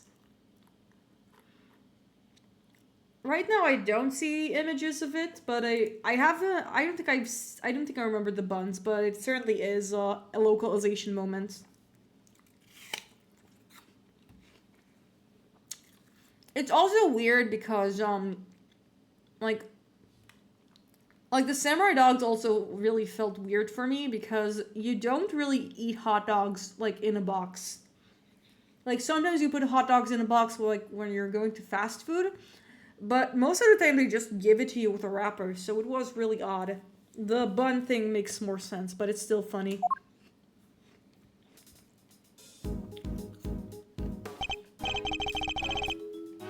We unlocked more of the investigation. Now let's continue the investigation. There's evidence here somewhere. All we have to do is find it. Oh look! Toy guns! There are toy rifles lined up along the counter. Ooh, a rifle range. I'm good at these, sir. A regular sharpshooter. I thought you said you hated guns. Oh, I don't hate them. I just don't really like them. Isn't that basically the same thing? Let's see. Maybe there's something here. $3 for a wait, what does it say? I must scout the scene and inspect anything that catches my attention. They changed it from suspicious looking nook and cranny. No! Damn it! That sucks. I really like the original one. Oh, it's with Sakura relish. That's what it says. What's this? Well, we found that that's where the coat went. There's something red down there. Like, they're in the investigations, like in the first game, he says, I must inspect, I won't rest until I investigate every suspicious nook and cranny. And I really like that line. And now he says, I must scour the scene and check anything that catches my attention. Yeah, that line is such a classic! Why did they change it? How dare they? Detective Gumshoe, can you see what is under the stand, please? There's something down there, all right. Let's see. A red raincoat. And this must be the one the suspect was wearing. They must have taken it and hidden it under there before they made their escape.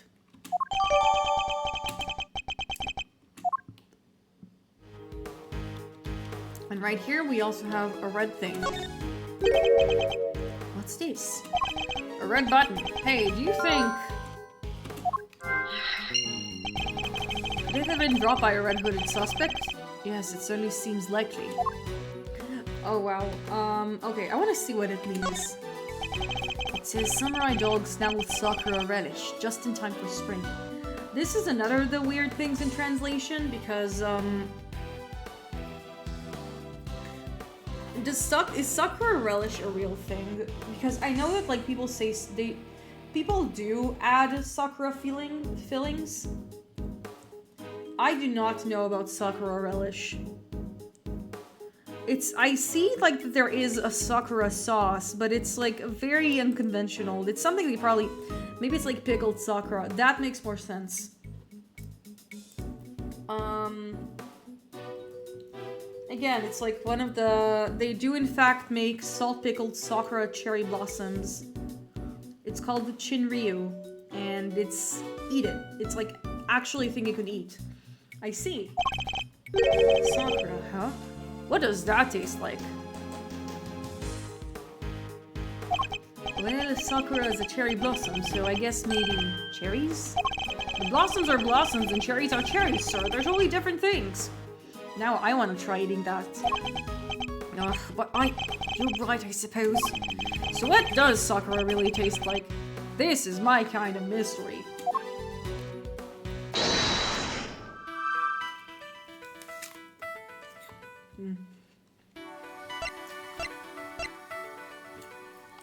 Oh, and now I need to probably investigate the coat. The sleeve, it's inside out. The button is missing too. Oh, we just connect 1 to 2. It's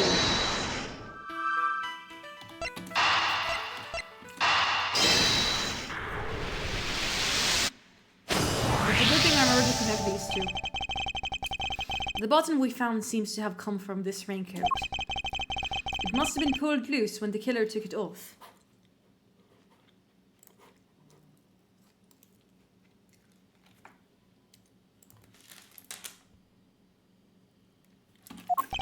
Well, the right sleeve's inside out too. It seems it was removed in a hurry. Fast enough to turn a button off, no less. I surmise our assassination disposed of their gun and bag in the trash immediately after shooting the president. Then they slipped into the panicked crowd and moved from the left to the right side of the spectator area. This was because they knew the trajectory of the bullet wound. My device is losing its battery, so I'm gonna leave. Thanks for streaming. I hope the translations keeps treating you well. Thank you very much. I hope I'll see you in the next streams. Next Ace Attorney stream is gonna be on Saturday, same time. It was really fun seeing you around. Finally, they removed the raincoat and hid it under the samurai dog stand. The killer would have needed to rid the coat as soon as possible, hence the hurried removal. The fact that the right sleeve is inside out is a testament of how quickly it was taken off. Yep, that and the missing button. The question, of course, is, why didn't the same thing happen to the left sleeve? Oh yeah, only the right sleeve is inside out. Indeed. And the button on the left sleeve is still securely attached. So, what does it mean, Mr. Edgeworth? If we're to answer that question, Detective, we need to inspect the raincoat in more detail. I think we need to turn the raincoat inside out. The right sleeve is inside out. And you can clearly see where the button was torn off. Yes, whoever discarded his raincoat did so in quite a hurry. Maybe I need to maybe there's something in the pocket. Let's take a closer look at the inside of this raincoat. Detective Gumshoe. Yes, sir. Oh, shit. Blood. Injury. Violence. This is a blood stain. And considering where it's located, I'd say its blood belongs to our would-be assassin. So we're looking for someone with an injury? Not just any injury, detective. An injury on their left arm. Huh? How do you know that? It's simple. That right sleeve is inside out, suggesting that the suspect removed the raincoat in a hurry. Conversely, the left sleeve is just as would expect to be. Therefore, the suspect's left arm was never in the sleeve in the first place. And once we understand that, everything else falls into place. Now, detective, there is a blood stain on this left side lining the raincoat because the suspect's arm was injured to fit through the sleeve. Precisely. Or at least, we can say that there is a good probability that was the case. I actually like how Gumshoe's connecting the dots here, because in the previous game, he was totally become blue screen mode whenever Edgeworth asked him to complete a conclusion. He gets an award for most improved. Oh.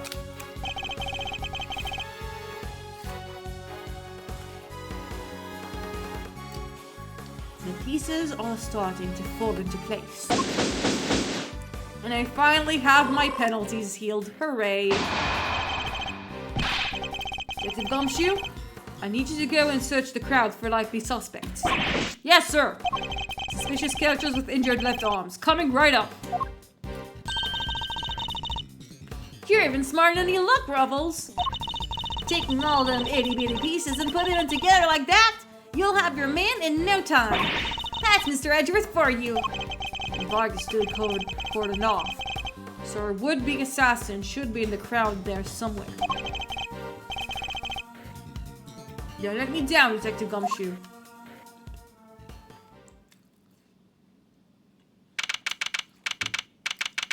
A few minutes later. Mr. Edgeworth, we found someone who fits the bill perfectly, sir. I do not the assassin, Gummy. Hold on, Kay. It's a little soon to be jumped to conclusions. For the moment, they're a person of interest and nothing more. Understood?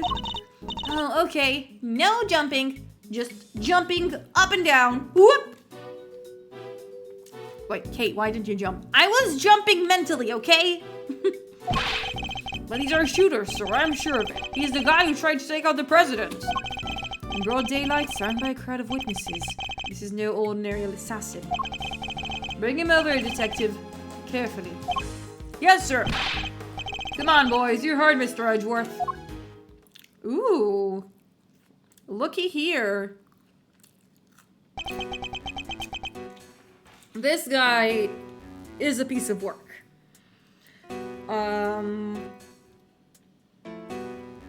He previously showed up in the best case in the entire series, and he is very much not a good person. Some even say he is the killer. Oh my god, I spilled apple all over my table. No umbrella and a bandage on his left arm. Well, pal, state your name already. Doe. John Doe. Charmed, I'm sure. John Doe. That's a name you often hear in real life. That's correct. I know this man from somewhere. I'm sure of it.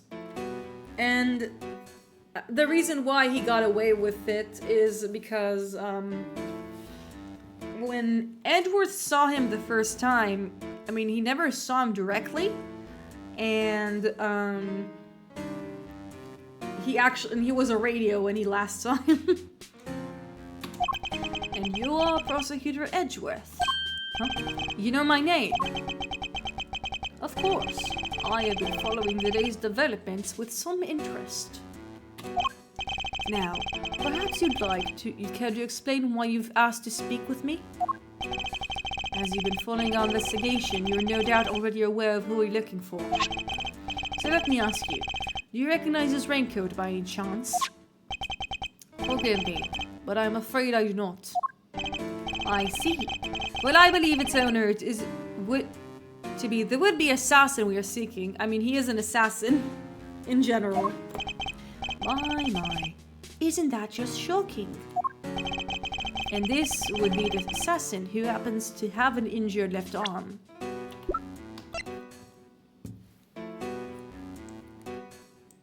He certainly ticks all the right boxes. I think it's funny how they just got the most obvious and also confirmed killer to just be here. It's really funny.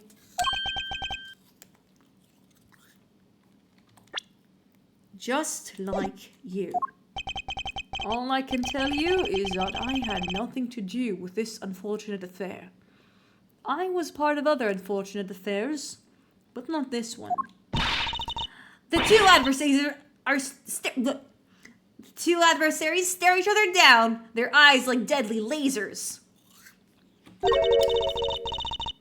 Care to tell the readers what happens next? A showdown, that's what. A battle of wits. A battle of words. Dare I let him explain any further what he thinks of this upcoming battle on Trell?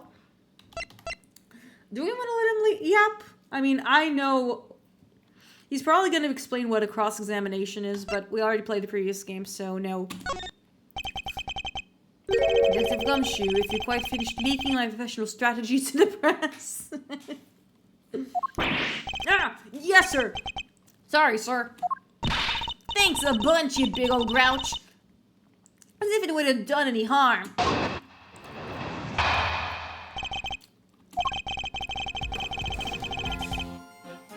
I can understand why whoever wore the raincoat would be of interest to you. But you have no proof this person is injured as you claim.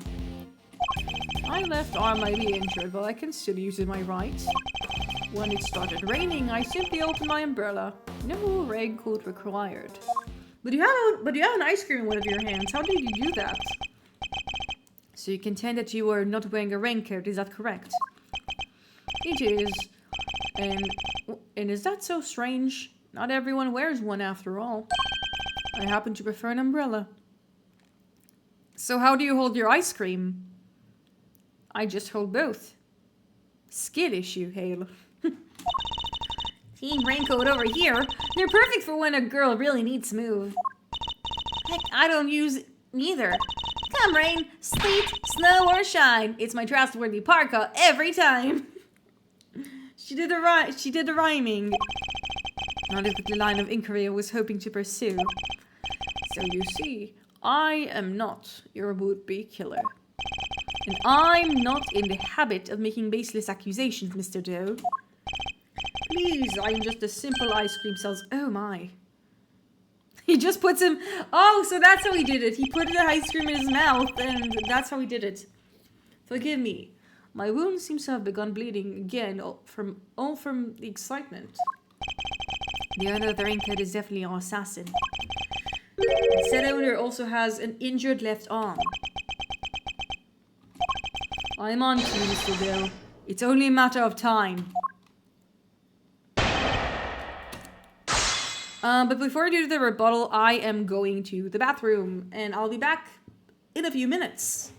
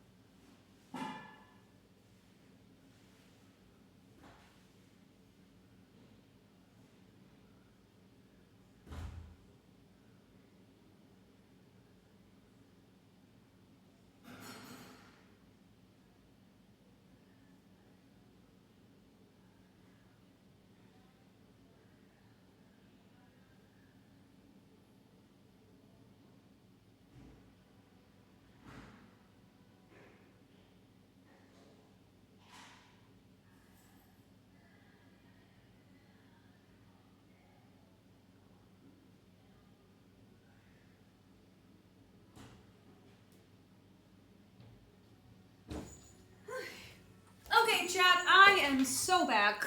Let's cross-examine a known serial killer. Spoilers for Ace Attorney 2. Not really, it's pretty obvious. I can now understand why whoever wore this raincoat would be of interest to you. But you have no proof that this raincoat is injured as you claim. I mean, the coat? I'm gonna try and save and present. Let's go. Objection! Yeah, this was easy. Easy peasy lemon squeezy. You seem like a careful man, Mr. Doe. But not quite careful enough. After all, you left something behind. Something of vital importance. I'm afraid you must have confused me with someone else. The coat does not belong to me. Or you claim to have some kind of proof to support your accusation. Your arm isn't troubling you too much, I hope. Your wound seems to be bleeding again. I'll survive, although I can't pretend it's not something of an inconvenience. You have my deepest sympathies, because if it wasn't bleeding quite so badly, I would have perhaps made you... You could have perhaps made a clean getaway. What exactly are you insinuating? As we have already established, whoever wore the raincoat is injured. And now I can prove that that person was you. You know, I want to see... Okay, the arranged soundtrack is here. I just don't know which songs are arranged and which aren't in this game. With this decisive piece of evidence. The ice cream is sweating for him. It's just like the radio. I like it how it's only the ice cream. You see, Mr. Doe, there is a small amount of blood on the inside of the raincoat. Blood that belongs to our assassin. Whee! It did a spin! It just spun so gracefully. Attempted murder of a foreign leader. Causing a diplomatic incident, they'll throw the book at you. Hold on. What's this?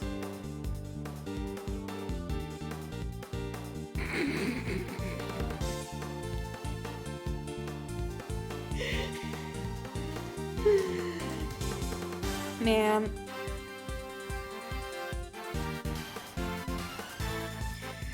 Sorry, someone sent me a really funny thing. You can give us this silent treatment all you like, but we don't need you to talk. A simple blood test will give the answer we require. And all it takes is for us to compare the blood on your bandages to that of the coat, and that will be that. We have the evidence. Why don't you make it easier for all of us and come clean? Admit that you were the one who attempted to assassinate the president of Zhengfa. I am not your assassin. You're stubborn, I'll give you that. But if this were a game of chess, you would have already been checkmate. Now do the honorable thing and admit defeat. Unfortunately, the only one who's gonna do an honorable defeat is Tyrell Bad. This guy is not gonna be the one who does that. He doesn't look like a man with no moves left to play. Very well, you have me. I'll admit it, I was wearing the raincoat. He confessed! Say the word or I'll slap the cops on him right now! But I did not shoot the president. What? Mr. Edgeworth, the only thing you could have proven is that I was wearing a particular raincoat. As far as I'm aware, that is not a crime. It's a crime of fashion is what it is. I mean, it isn't, but you get my drift. Whew! Deposition part numero dos. I'm no assassin. I'm a simple ice cream seller. One who happened to be wearing a red raincoat while watching the president speak. I was as surprised as anyone when his bodyguard sprang into action and the shots rang out. That's when the spectators panicked and started running and screaming for their lives. Okay. Now are you finally satisfied that I'm telling the truth? As if your story stinks! Okay, that's unfortunately not valid evidence. You don't scare me. The evidence is on our side, you know. Look, it's right there, plain as day. The assassin, and they're wearing a red raincoat. Intriguing, but that is not me. Oh, come on!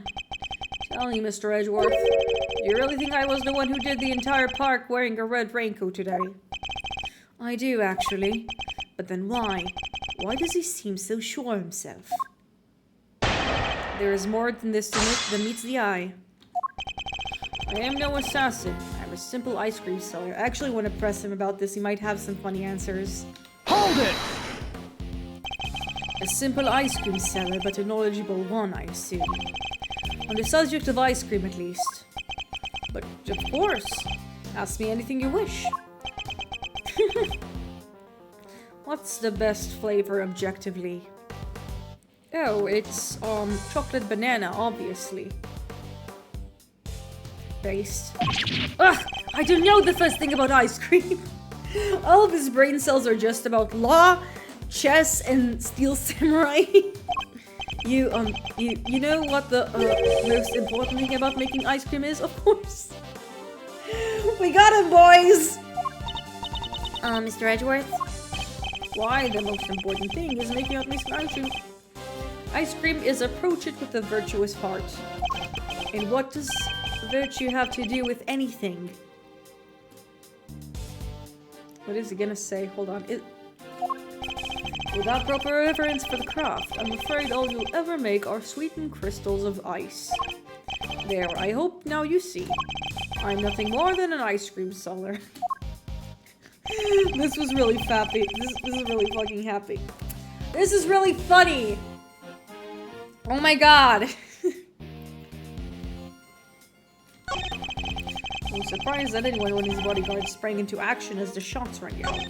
That's when the spectator panicked and started running and screaming for their lives. Hold it! I want to see this. So you saw the bodyguards move before you heard the gunshots? Yes, if I recall correctly, they moved first. At least, the one on the left did. You're rather observant, Mr. Doe. I am blessed with keen eyes. The names of the bodyguards were written in the top left corner of the security plan. And the one on the left was Rook. That's correct. Bastion Rook, I believe. Bastion Rook. You know, that actually works better than Ethan Rook. That was his name. Bastion also sounds like Bastion. Which is... Wow, I do not remember what the word Bastion means. Embarrassing. I know what it means, I just don't remember the definition.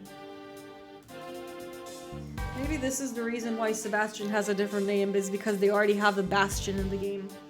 It's a projecting part of a fortification, so that's really cool. I expect he noticed the light from the laser sight. The man is no amateur. Mr. Doe knows a little too much about the business of being a bodyguard for my liking. Yeah, I wonder why. Very, very curious. My friend here is no amateur either. I'd like to append what you said to your testimony if you don't mind. As you wish. The bodyguard on the left, Bastion Brook, was it? Was especially quick to respond. Objection! And now he does the shrug and the head shake. As I expected. You are more than what you claim to be, Mr. Doe. You overestimate me, Mr. Edgeworth. Oh, then tell me how a simple ice cream seller knows one of the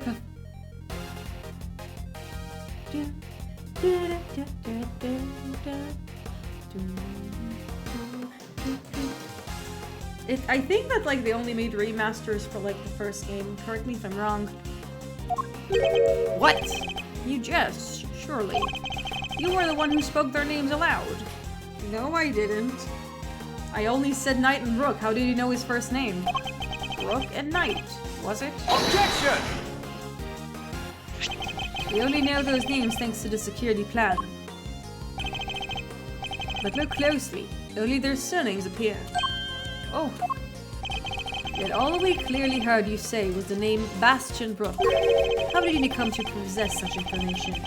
Information we ourselves didn't have. Seems pretty damn suspicious to me. Well, how do you know? Explain yourself. It was merely a slip of the tongue. Another lie! He is the assassin, just like we said! Come now, miss. It's a little too soon to be jumping to some conclusions. Here's what I like about, Shelly the Killer. I'm just gonna say it because I know the identity. It's pretty obvious. Like, the items are more emotional than him. I did know their names, yes. And the reason for that is, well, I know Mr. Rook. He and I are acquainted. What? We have something of a connection. And his name I could never forget. You think we're stupid, pal? Stop lying! I am not lying. I am, as I always have been, a simple ice cream seller. Very eleganto as well. And an acquaintance of Bastion Brook. Yes. Objection! And I suppose Mr. Rook will confirm that? It should be easy enough for him to remember his good friend, the slippery ice cream seller, correct?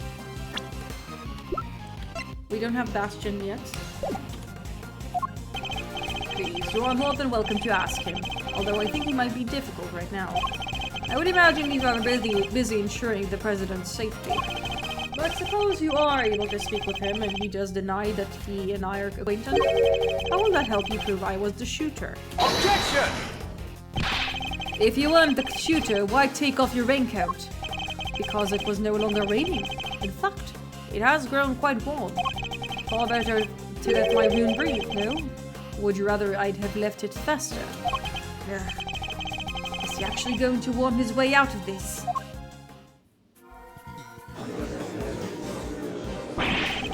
What are you waiting for, Mr. Edgeworth? Hurry up and arrest the man. He's clearly guilty. If I were you, he'd be in jail already. You might be willing to arrest a man with a suspicion proof, but I am not. No, come on, Mr. Edgeworth! There's gotta be something you can do! Shocking scenes here, as the culprit seems to all but as certain to escape the justice. We'll see. Oh, it seems the court of public opinion has spoken. Very well. As I will clearly be viewed in suspicion no matter what I say, I might as well share what I know. What you know? But what's this angle here? I saw him. I saw him with a person with a red hood. Oh. Are you kidding? It's the person you captured in your photograph. I first noticed them just before the president's speech began. It was still raining then. Their outfit was the same color as my own, which is what drew my attention. As did Laserbeam, it was aimed directly at the president's head. He's claimed there was another red-hooded person, preposterous. I knew that if anyone saw me dressed similarly to this individual, it could fall under suspicion by itself. And so naturally, I removed my raincoat. Objection! So not only did you see the assassin, but they were wearing the exact same thing as you. How very convenient. I had thought you might find it far-fetched, hence my not mentioning it until now. I know you law enforcement people are very skeptical types. You would never have believed me. Especially not if I had said that the shooter was standing right next to the said prosecutor. Well, I know you don't mean me. I wasn't even summoned until after the shooting. No, not you, Mr. Edgeworth. Your colleague over there. Winston Payne is plot relevant. He doesn't even have a close-up. It's really funny. Huh? Me? Yes, the photograph will prove it, I'm sure. You see, right there, in front of the person in the red hood. That's me, yes, but I... What exactly are you saying? What's his endgame here? As I mentioned, I have been following your investigation with some interest, Mr. Edgeworth. And while pondering the details, I noticed something strange. Strange? What exactly? Come now, a man of your talents should be more than capable of spotting a contradiction such as this. I'm afraid I don't follow. The picture shows the chief prosecutor, Mr. Payne, and the shooter. But there's nothing weird about that, is there? Think carefully. The picture was taken right in the middle of the president's speech. One of the other pieces of evidence gathered is inconsistent with what we see here. Oh, he seems to be in a loop, isn't he? What is Mr. Doe talking about? Which piece of evidence is consistent with that picture?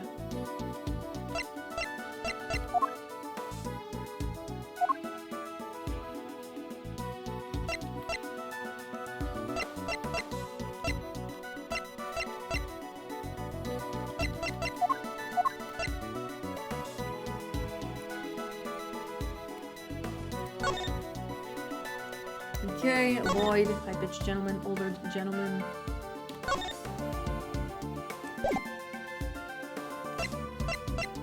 What is the inconsistency here? One of the pictures...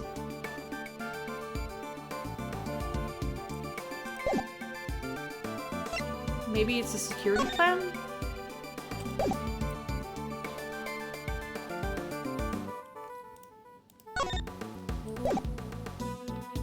Take that! No, it's not it.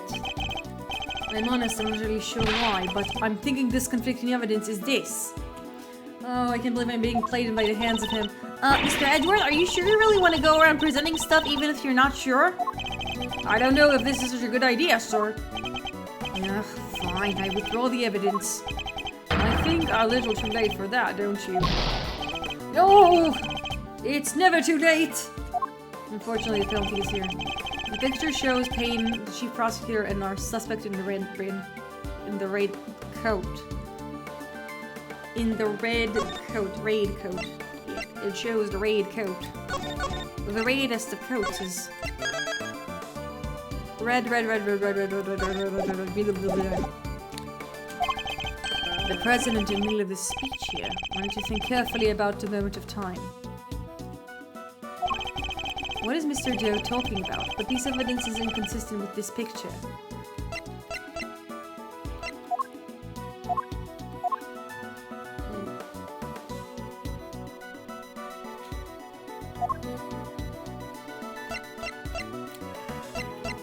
Maybe it's the other picture? Take that!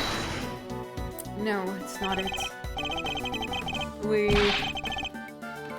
Okay, I'm not gonna bluff here. I'm going to actually try and find it.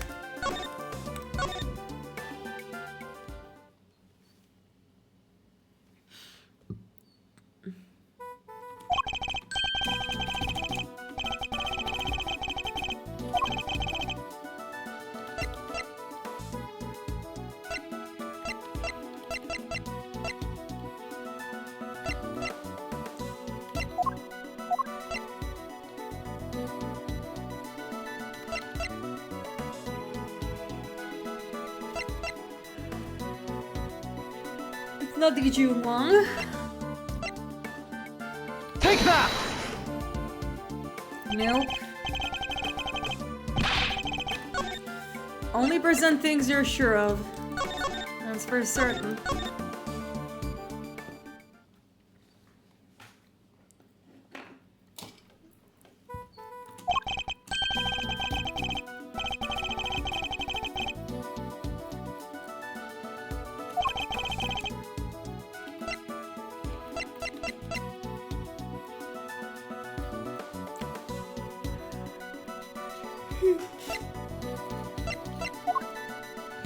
I gotta say, this case is certainly a lot more challenging than the first case of the first game.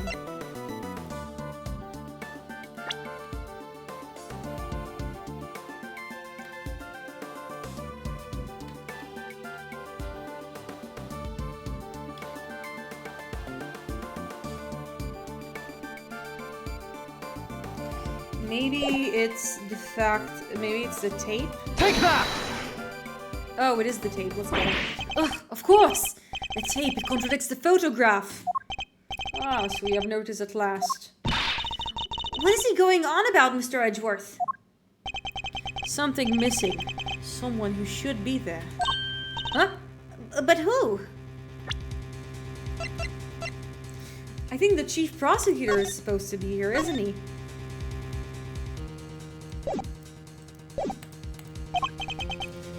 Who, indeed? The person who was missing for the photograph is... Is it Tabby Lloyd? Oh, Take it is that! Tabby Lloyd. Fuck. Huh? Miss Lloyd? How do you figure that? Miss Payne's voice can clearly be heard in Miss Lloyd's tape. Considered he was conducting a private conversation with the chief prosecutor. Oh, there was these two guys standing right in front of me. They were whispering away to each other's whole darn time. Oh shit. She must have been very close indeed to capture it on tape. You're right, but she's not in the picture. Precisely. Well, Mr. Edgeworth, I mean, maybe Kay hit her, but he raises a point. Do you still believe that you have been hounding the right person? Miss Lloyd, would you mind answering a few questions? Whoa, y'all are fixing me? Y'all are fixing to put me under the microscope now? Alright, sure. Knock yourselves out. I got nothing to hide. Cross-examination time. It ain't like I was standing still the whole time. No, I was running all over, roving reporter style, and that was a big old crowd. This picture must have taken while I was in one spot, and the tapes from where I was in another. So, quit giving me the evil eye. Ain't nothing but a misunderstanding. Ooh. There's no doubt about the voices on the tape. That was Mr. Payne, the chief prosecutor. I'm certain of it. Tabby wouldn't lie to us. I knew she wouldn't. I mean, I don't know if it's the chief prosecutor, considering who the chief prosecutor is. I think.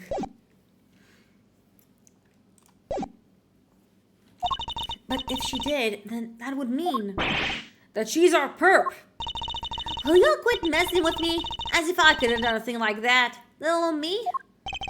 I might be inclined to believe you if your testimony didn't contain a glaring inconsistency. So glaring inconsistency is the game's way of saying just present damn evidence. It does? I thought it was pretty good. Seems I have no choice but to present her with the evidence and expose the contradiction. Look. It ain't like I was standing the whole time.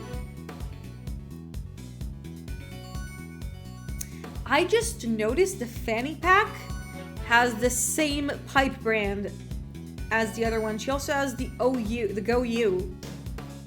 It's really... seems to be on purpose. There is a lot of brands on this one. It's such a weird parka. No, I was running all over the place, road reporter style, and that was a big old crowd. This picture must have taken while I was in one spot, and tapes were when I was in another.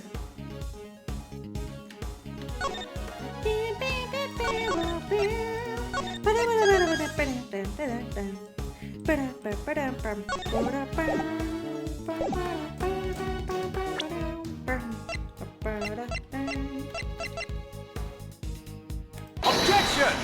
Yeah, she's lying about the tape, probably. Miss Lloyd, it's imperative for a reporter not to lie, wouldn't you say? You're dang right it is, and I don't lie!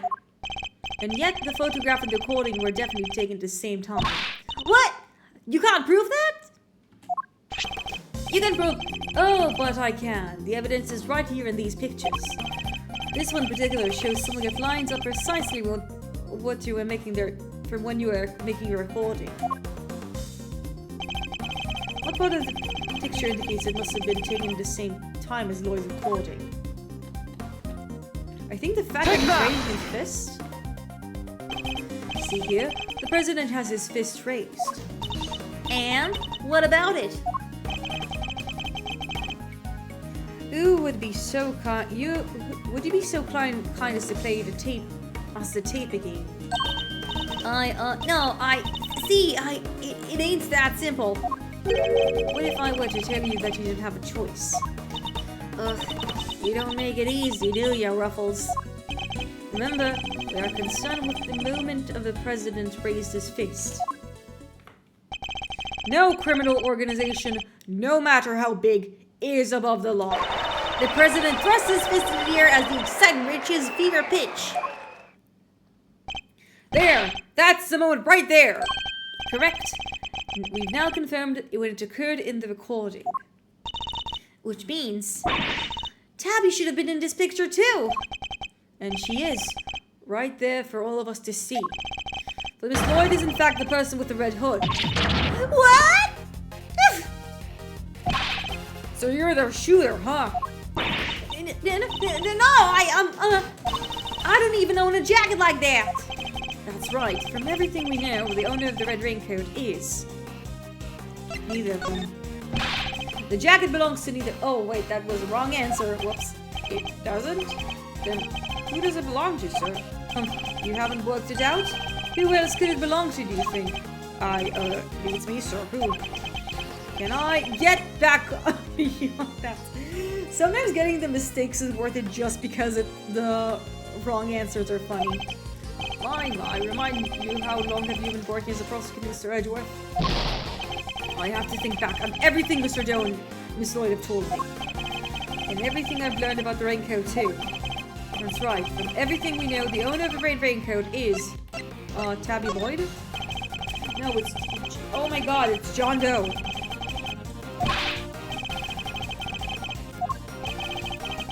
I'm thinking of 2 steps behind.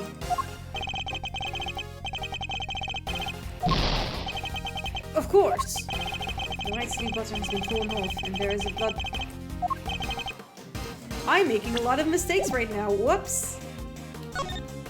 And I could have saved as well, but oh well, happens. Happens. Happenings do be happenings. It's John Doe. We have already proven that the raincoat belongs to Mr. Doe.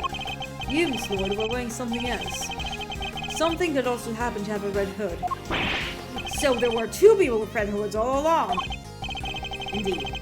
Mr. Doe's last statement was true. Wait, but we only found 1 raincoat. Where's the other one? Our ice cream seller never mentioned a raincoat, only a red hood. So tell us about your jacket again, Miss Lloyd. Huh? That old thing? Well, the best thing about it, like I said, is that when you get mud and such on it, it's reversible, see? So you just turn it inside out and ah! Just as I thought. The inside of her hood, it's red! That's right. And when the incident occurred, that's the side of the hood that was visible. What's going on here? What are you really up to, huh, pal? Wait, I never even wore it that way around. Perhaps if you'd allow us to examine it, we can confirm that for ourselves. And what are you gonna confirm on that? How exactly? And y'all gonna confirm that how exactly? There we go, I read it right. It was ready up until the president's speech, correct? Then it must have been established already. And as you said yourself, heck, I don't use neither. Come rain, sleet, snow, or shine, it's my trusty parka every time. If you haven't reversed your parka since the rain, then the inside should be dry. Wait a sec now. I got his big old backpack on, see? So I can't just take off my jacket. Yeah. Maybe I could show y'all some other time? You think an excuse like that week is gonna wash it, Mr. Edgeworth?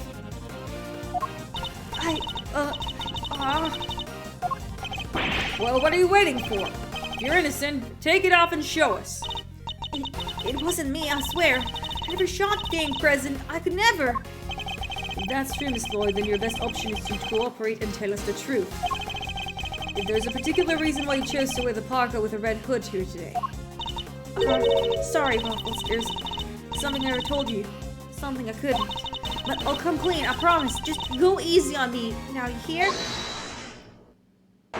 Oh shit! A third person has entered the server! Well, who said that? Hold your horses. It's all a little soon for the end game. It's all a little too... It's this guy. It's Chessman. That goes for you too, Mr. Prosecutor. I don't know why I gave him such a douchey voice, but I'm just gonna stick with it because I don't want him to sound too much like Lang. You lost this one the moment you made your opening move. It's Chessman.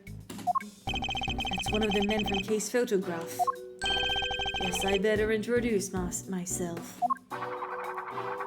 He does a spin with his revolver. Wow, okay, show off. The name's Bronco Knight. I'm the president's personal bodyguard. Okay, this is where I'd say that both are fine. Because, Bronco is very cowboy related. I'm gonna look up what Bronco means. And it also goes like Bronco and Bastion.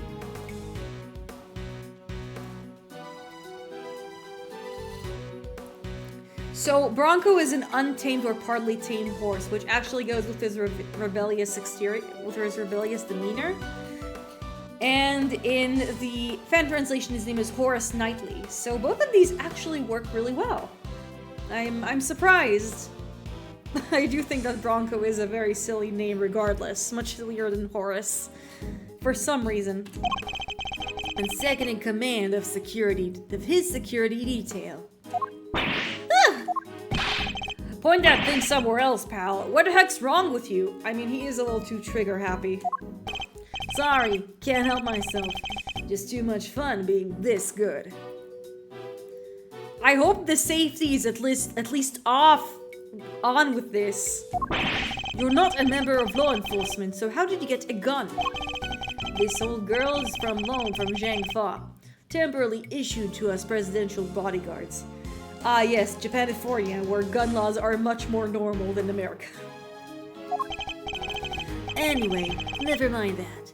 I got 2 tidbits of news for you. You want the good or the bad first? Choice is yours. I'm indifferent, whichever you prefer. Really? You're giving up the first move advantage just like that? This guy is as much of a chess head as he is of... Bronco is as much of a chess head as Edgeworth. It's really funny.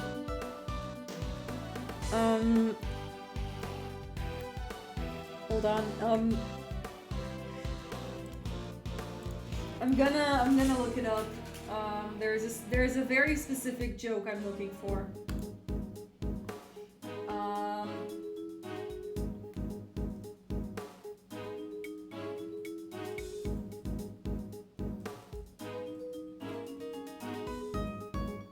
Russian chess mechanic. It's called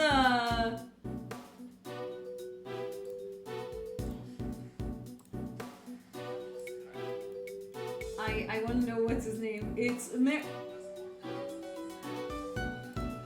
they could have just called him Anatoly Karpov and it would have worked just the same. I love Anatoly Karpov.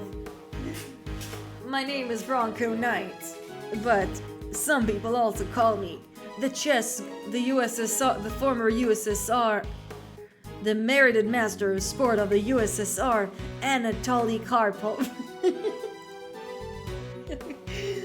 Oh man, that's one of my favorites of all time now. Whatever, your loss. Guess I'll push the first pawn, then. So you played a little chess, I take it. Ah, fellow fan, are you, Mr. Red Suit? The name's Edgeworth, and you could say I dabble. I mostly like to surround my red units against a against a blue spiky unit. That's awfully specific. Is the way that Edgeworth arranges his chess like kind of like foreplay? I know why I said that. Duly noted, Mr. Edgeworth. Alright, I'll start with the good news. The president's okay. Didn't suffer so much as a scratch. He didn't? That's a relief. Particularly for a young lady here. Means there is no longer a murder charge on the table. That is good news. Huh, Tabby? Yeah, 'cause I never... Now for the bad news. The only reason the president's alive is because we bodyguards did our job. One of us did anyhow. Our boss. Put himself in line of fire. You're referring to your colleague, Mr. Rook. Yeah, it's game over for him. Wow, I am getting Alba flashbacks from him. Alba also spoke in gamer terms. I think these two will get along. No way! Rook is dead. Genuine loss. So, you're saying that Tabby... Yeah, your friend here killed my colleague. My brother in arms. Aw, heck no! I didn't do it! I didn't kill anybody! I could never! I'd shut my mouth if I were you, murderer. The way his gums are exposed shows he's a little too cuckoo-baloo-coo for my liking. Sure, we didn't, but we had to. Sacrifice one of our pieces to protect the king. But to lose someone like him during a castling, it's a real shame. Castling? What's that even mean? It's a chess term. Very simplistically speaking, it's a move where a rook switches places with the king. Then why didn't he just say so? Because he's a pretentious motherfucker. Mr. Knight, was it? Yeah? What? Oh my god. Now I'm thinking about Anatoly Kaslavin. Oh, it's so good. We need to see the victim's body right away. If possible, I'd like to ask the president a few questions. Sorry, no can do. And why not? That's the third piece of news, and it's the piece you're gonna like the least. I thought you said there were only two. I just made up the third one. On the spot. The National Police Force of Zheng Fa will be handling things from here. What? You better be kidding, pal. This investigation was assigned to us. We're not about to hand it over. You're the Edgeworth, right? Oh my god. Is it going to come back in this case as well? Oh no. Oh no, oh no. Oh no, they didn't bring it back. Oh no. The one who solved the Atagrassi case? The president mentioned you. I'm honored to have wanted his attention. Makes sense the chief prosecutor would assign this one to you. Wait, the chief assigned me to appease the president. But that was a mistake. A big one. Your mom was a mistake. You should have given the case to somebody with a spine. Feel free to take it up with President Wayne. If you enjoy diplomatic incidents, that is. Ugh! You're coming with me. We'll continue this on the presidential plane. No! No! I never did nothing, I swear! You can do this the hard way if you like, but in Zheng Fa, justice is served one way or another. No. Ruffles! Come on, you gotta help a girl out here, please! Please! Miss Lloyd. She was the one with the red hood. There's no denying that now. But I can't help feeling that we still don't know the whole truth behind this case. I'm innocent! You gotta believe me! Can I really let this happen? Is this really how it ends? The look on her eyes, the crack in her voice as she begs me to help her. This is no act by a criminal. She's genuinely scared. If I let him take her, we'll never know what really happened.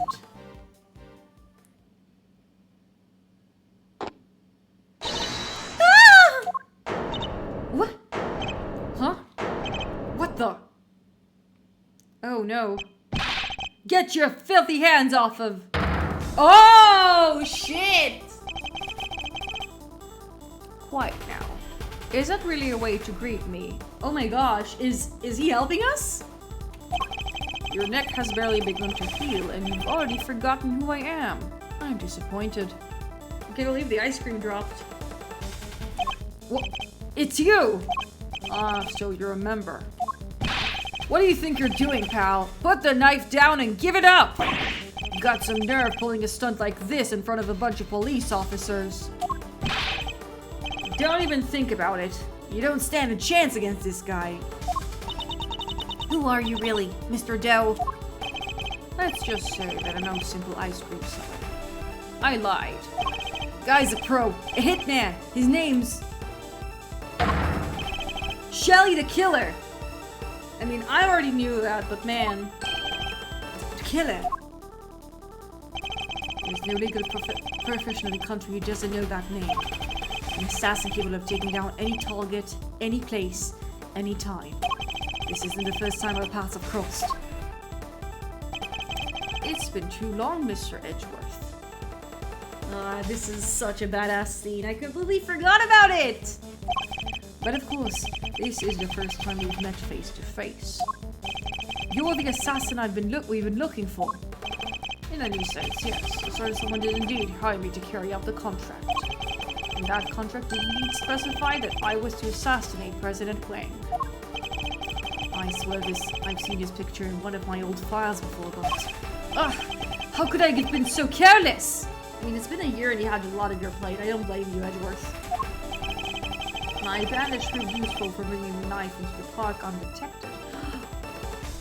Oh, wow. He stabbed himself? That's why he was bleeding? Oh, fuck. But I miscalculated in other regards. Oh, you didn't bring a gun. Now, shall we play a little game, Mr. Knight? I know how fond of you are of such bit of diversions. The stakes must be high in order for it to be fun, of course. Shall we wager, say, your life? This is absolutely badass. Listen, chat, I was 100% sure they were going to reuse the extraterritorial rights card, and they didn't! Wow!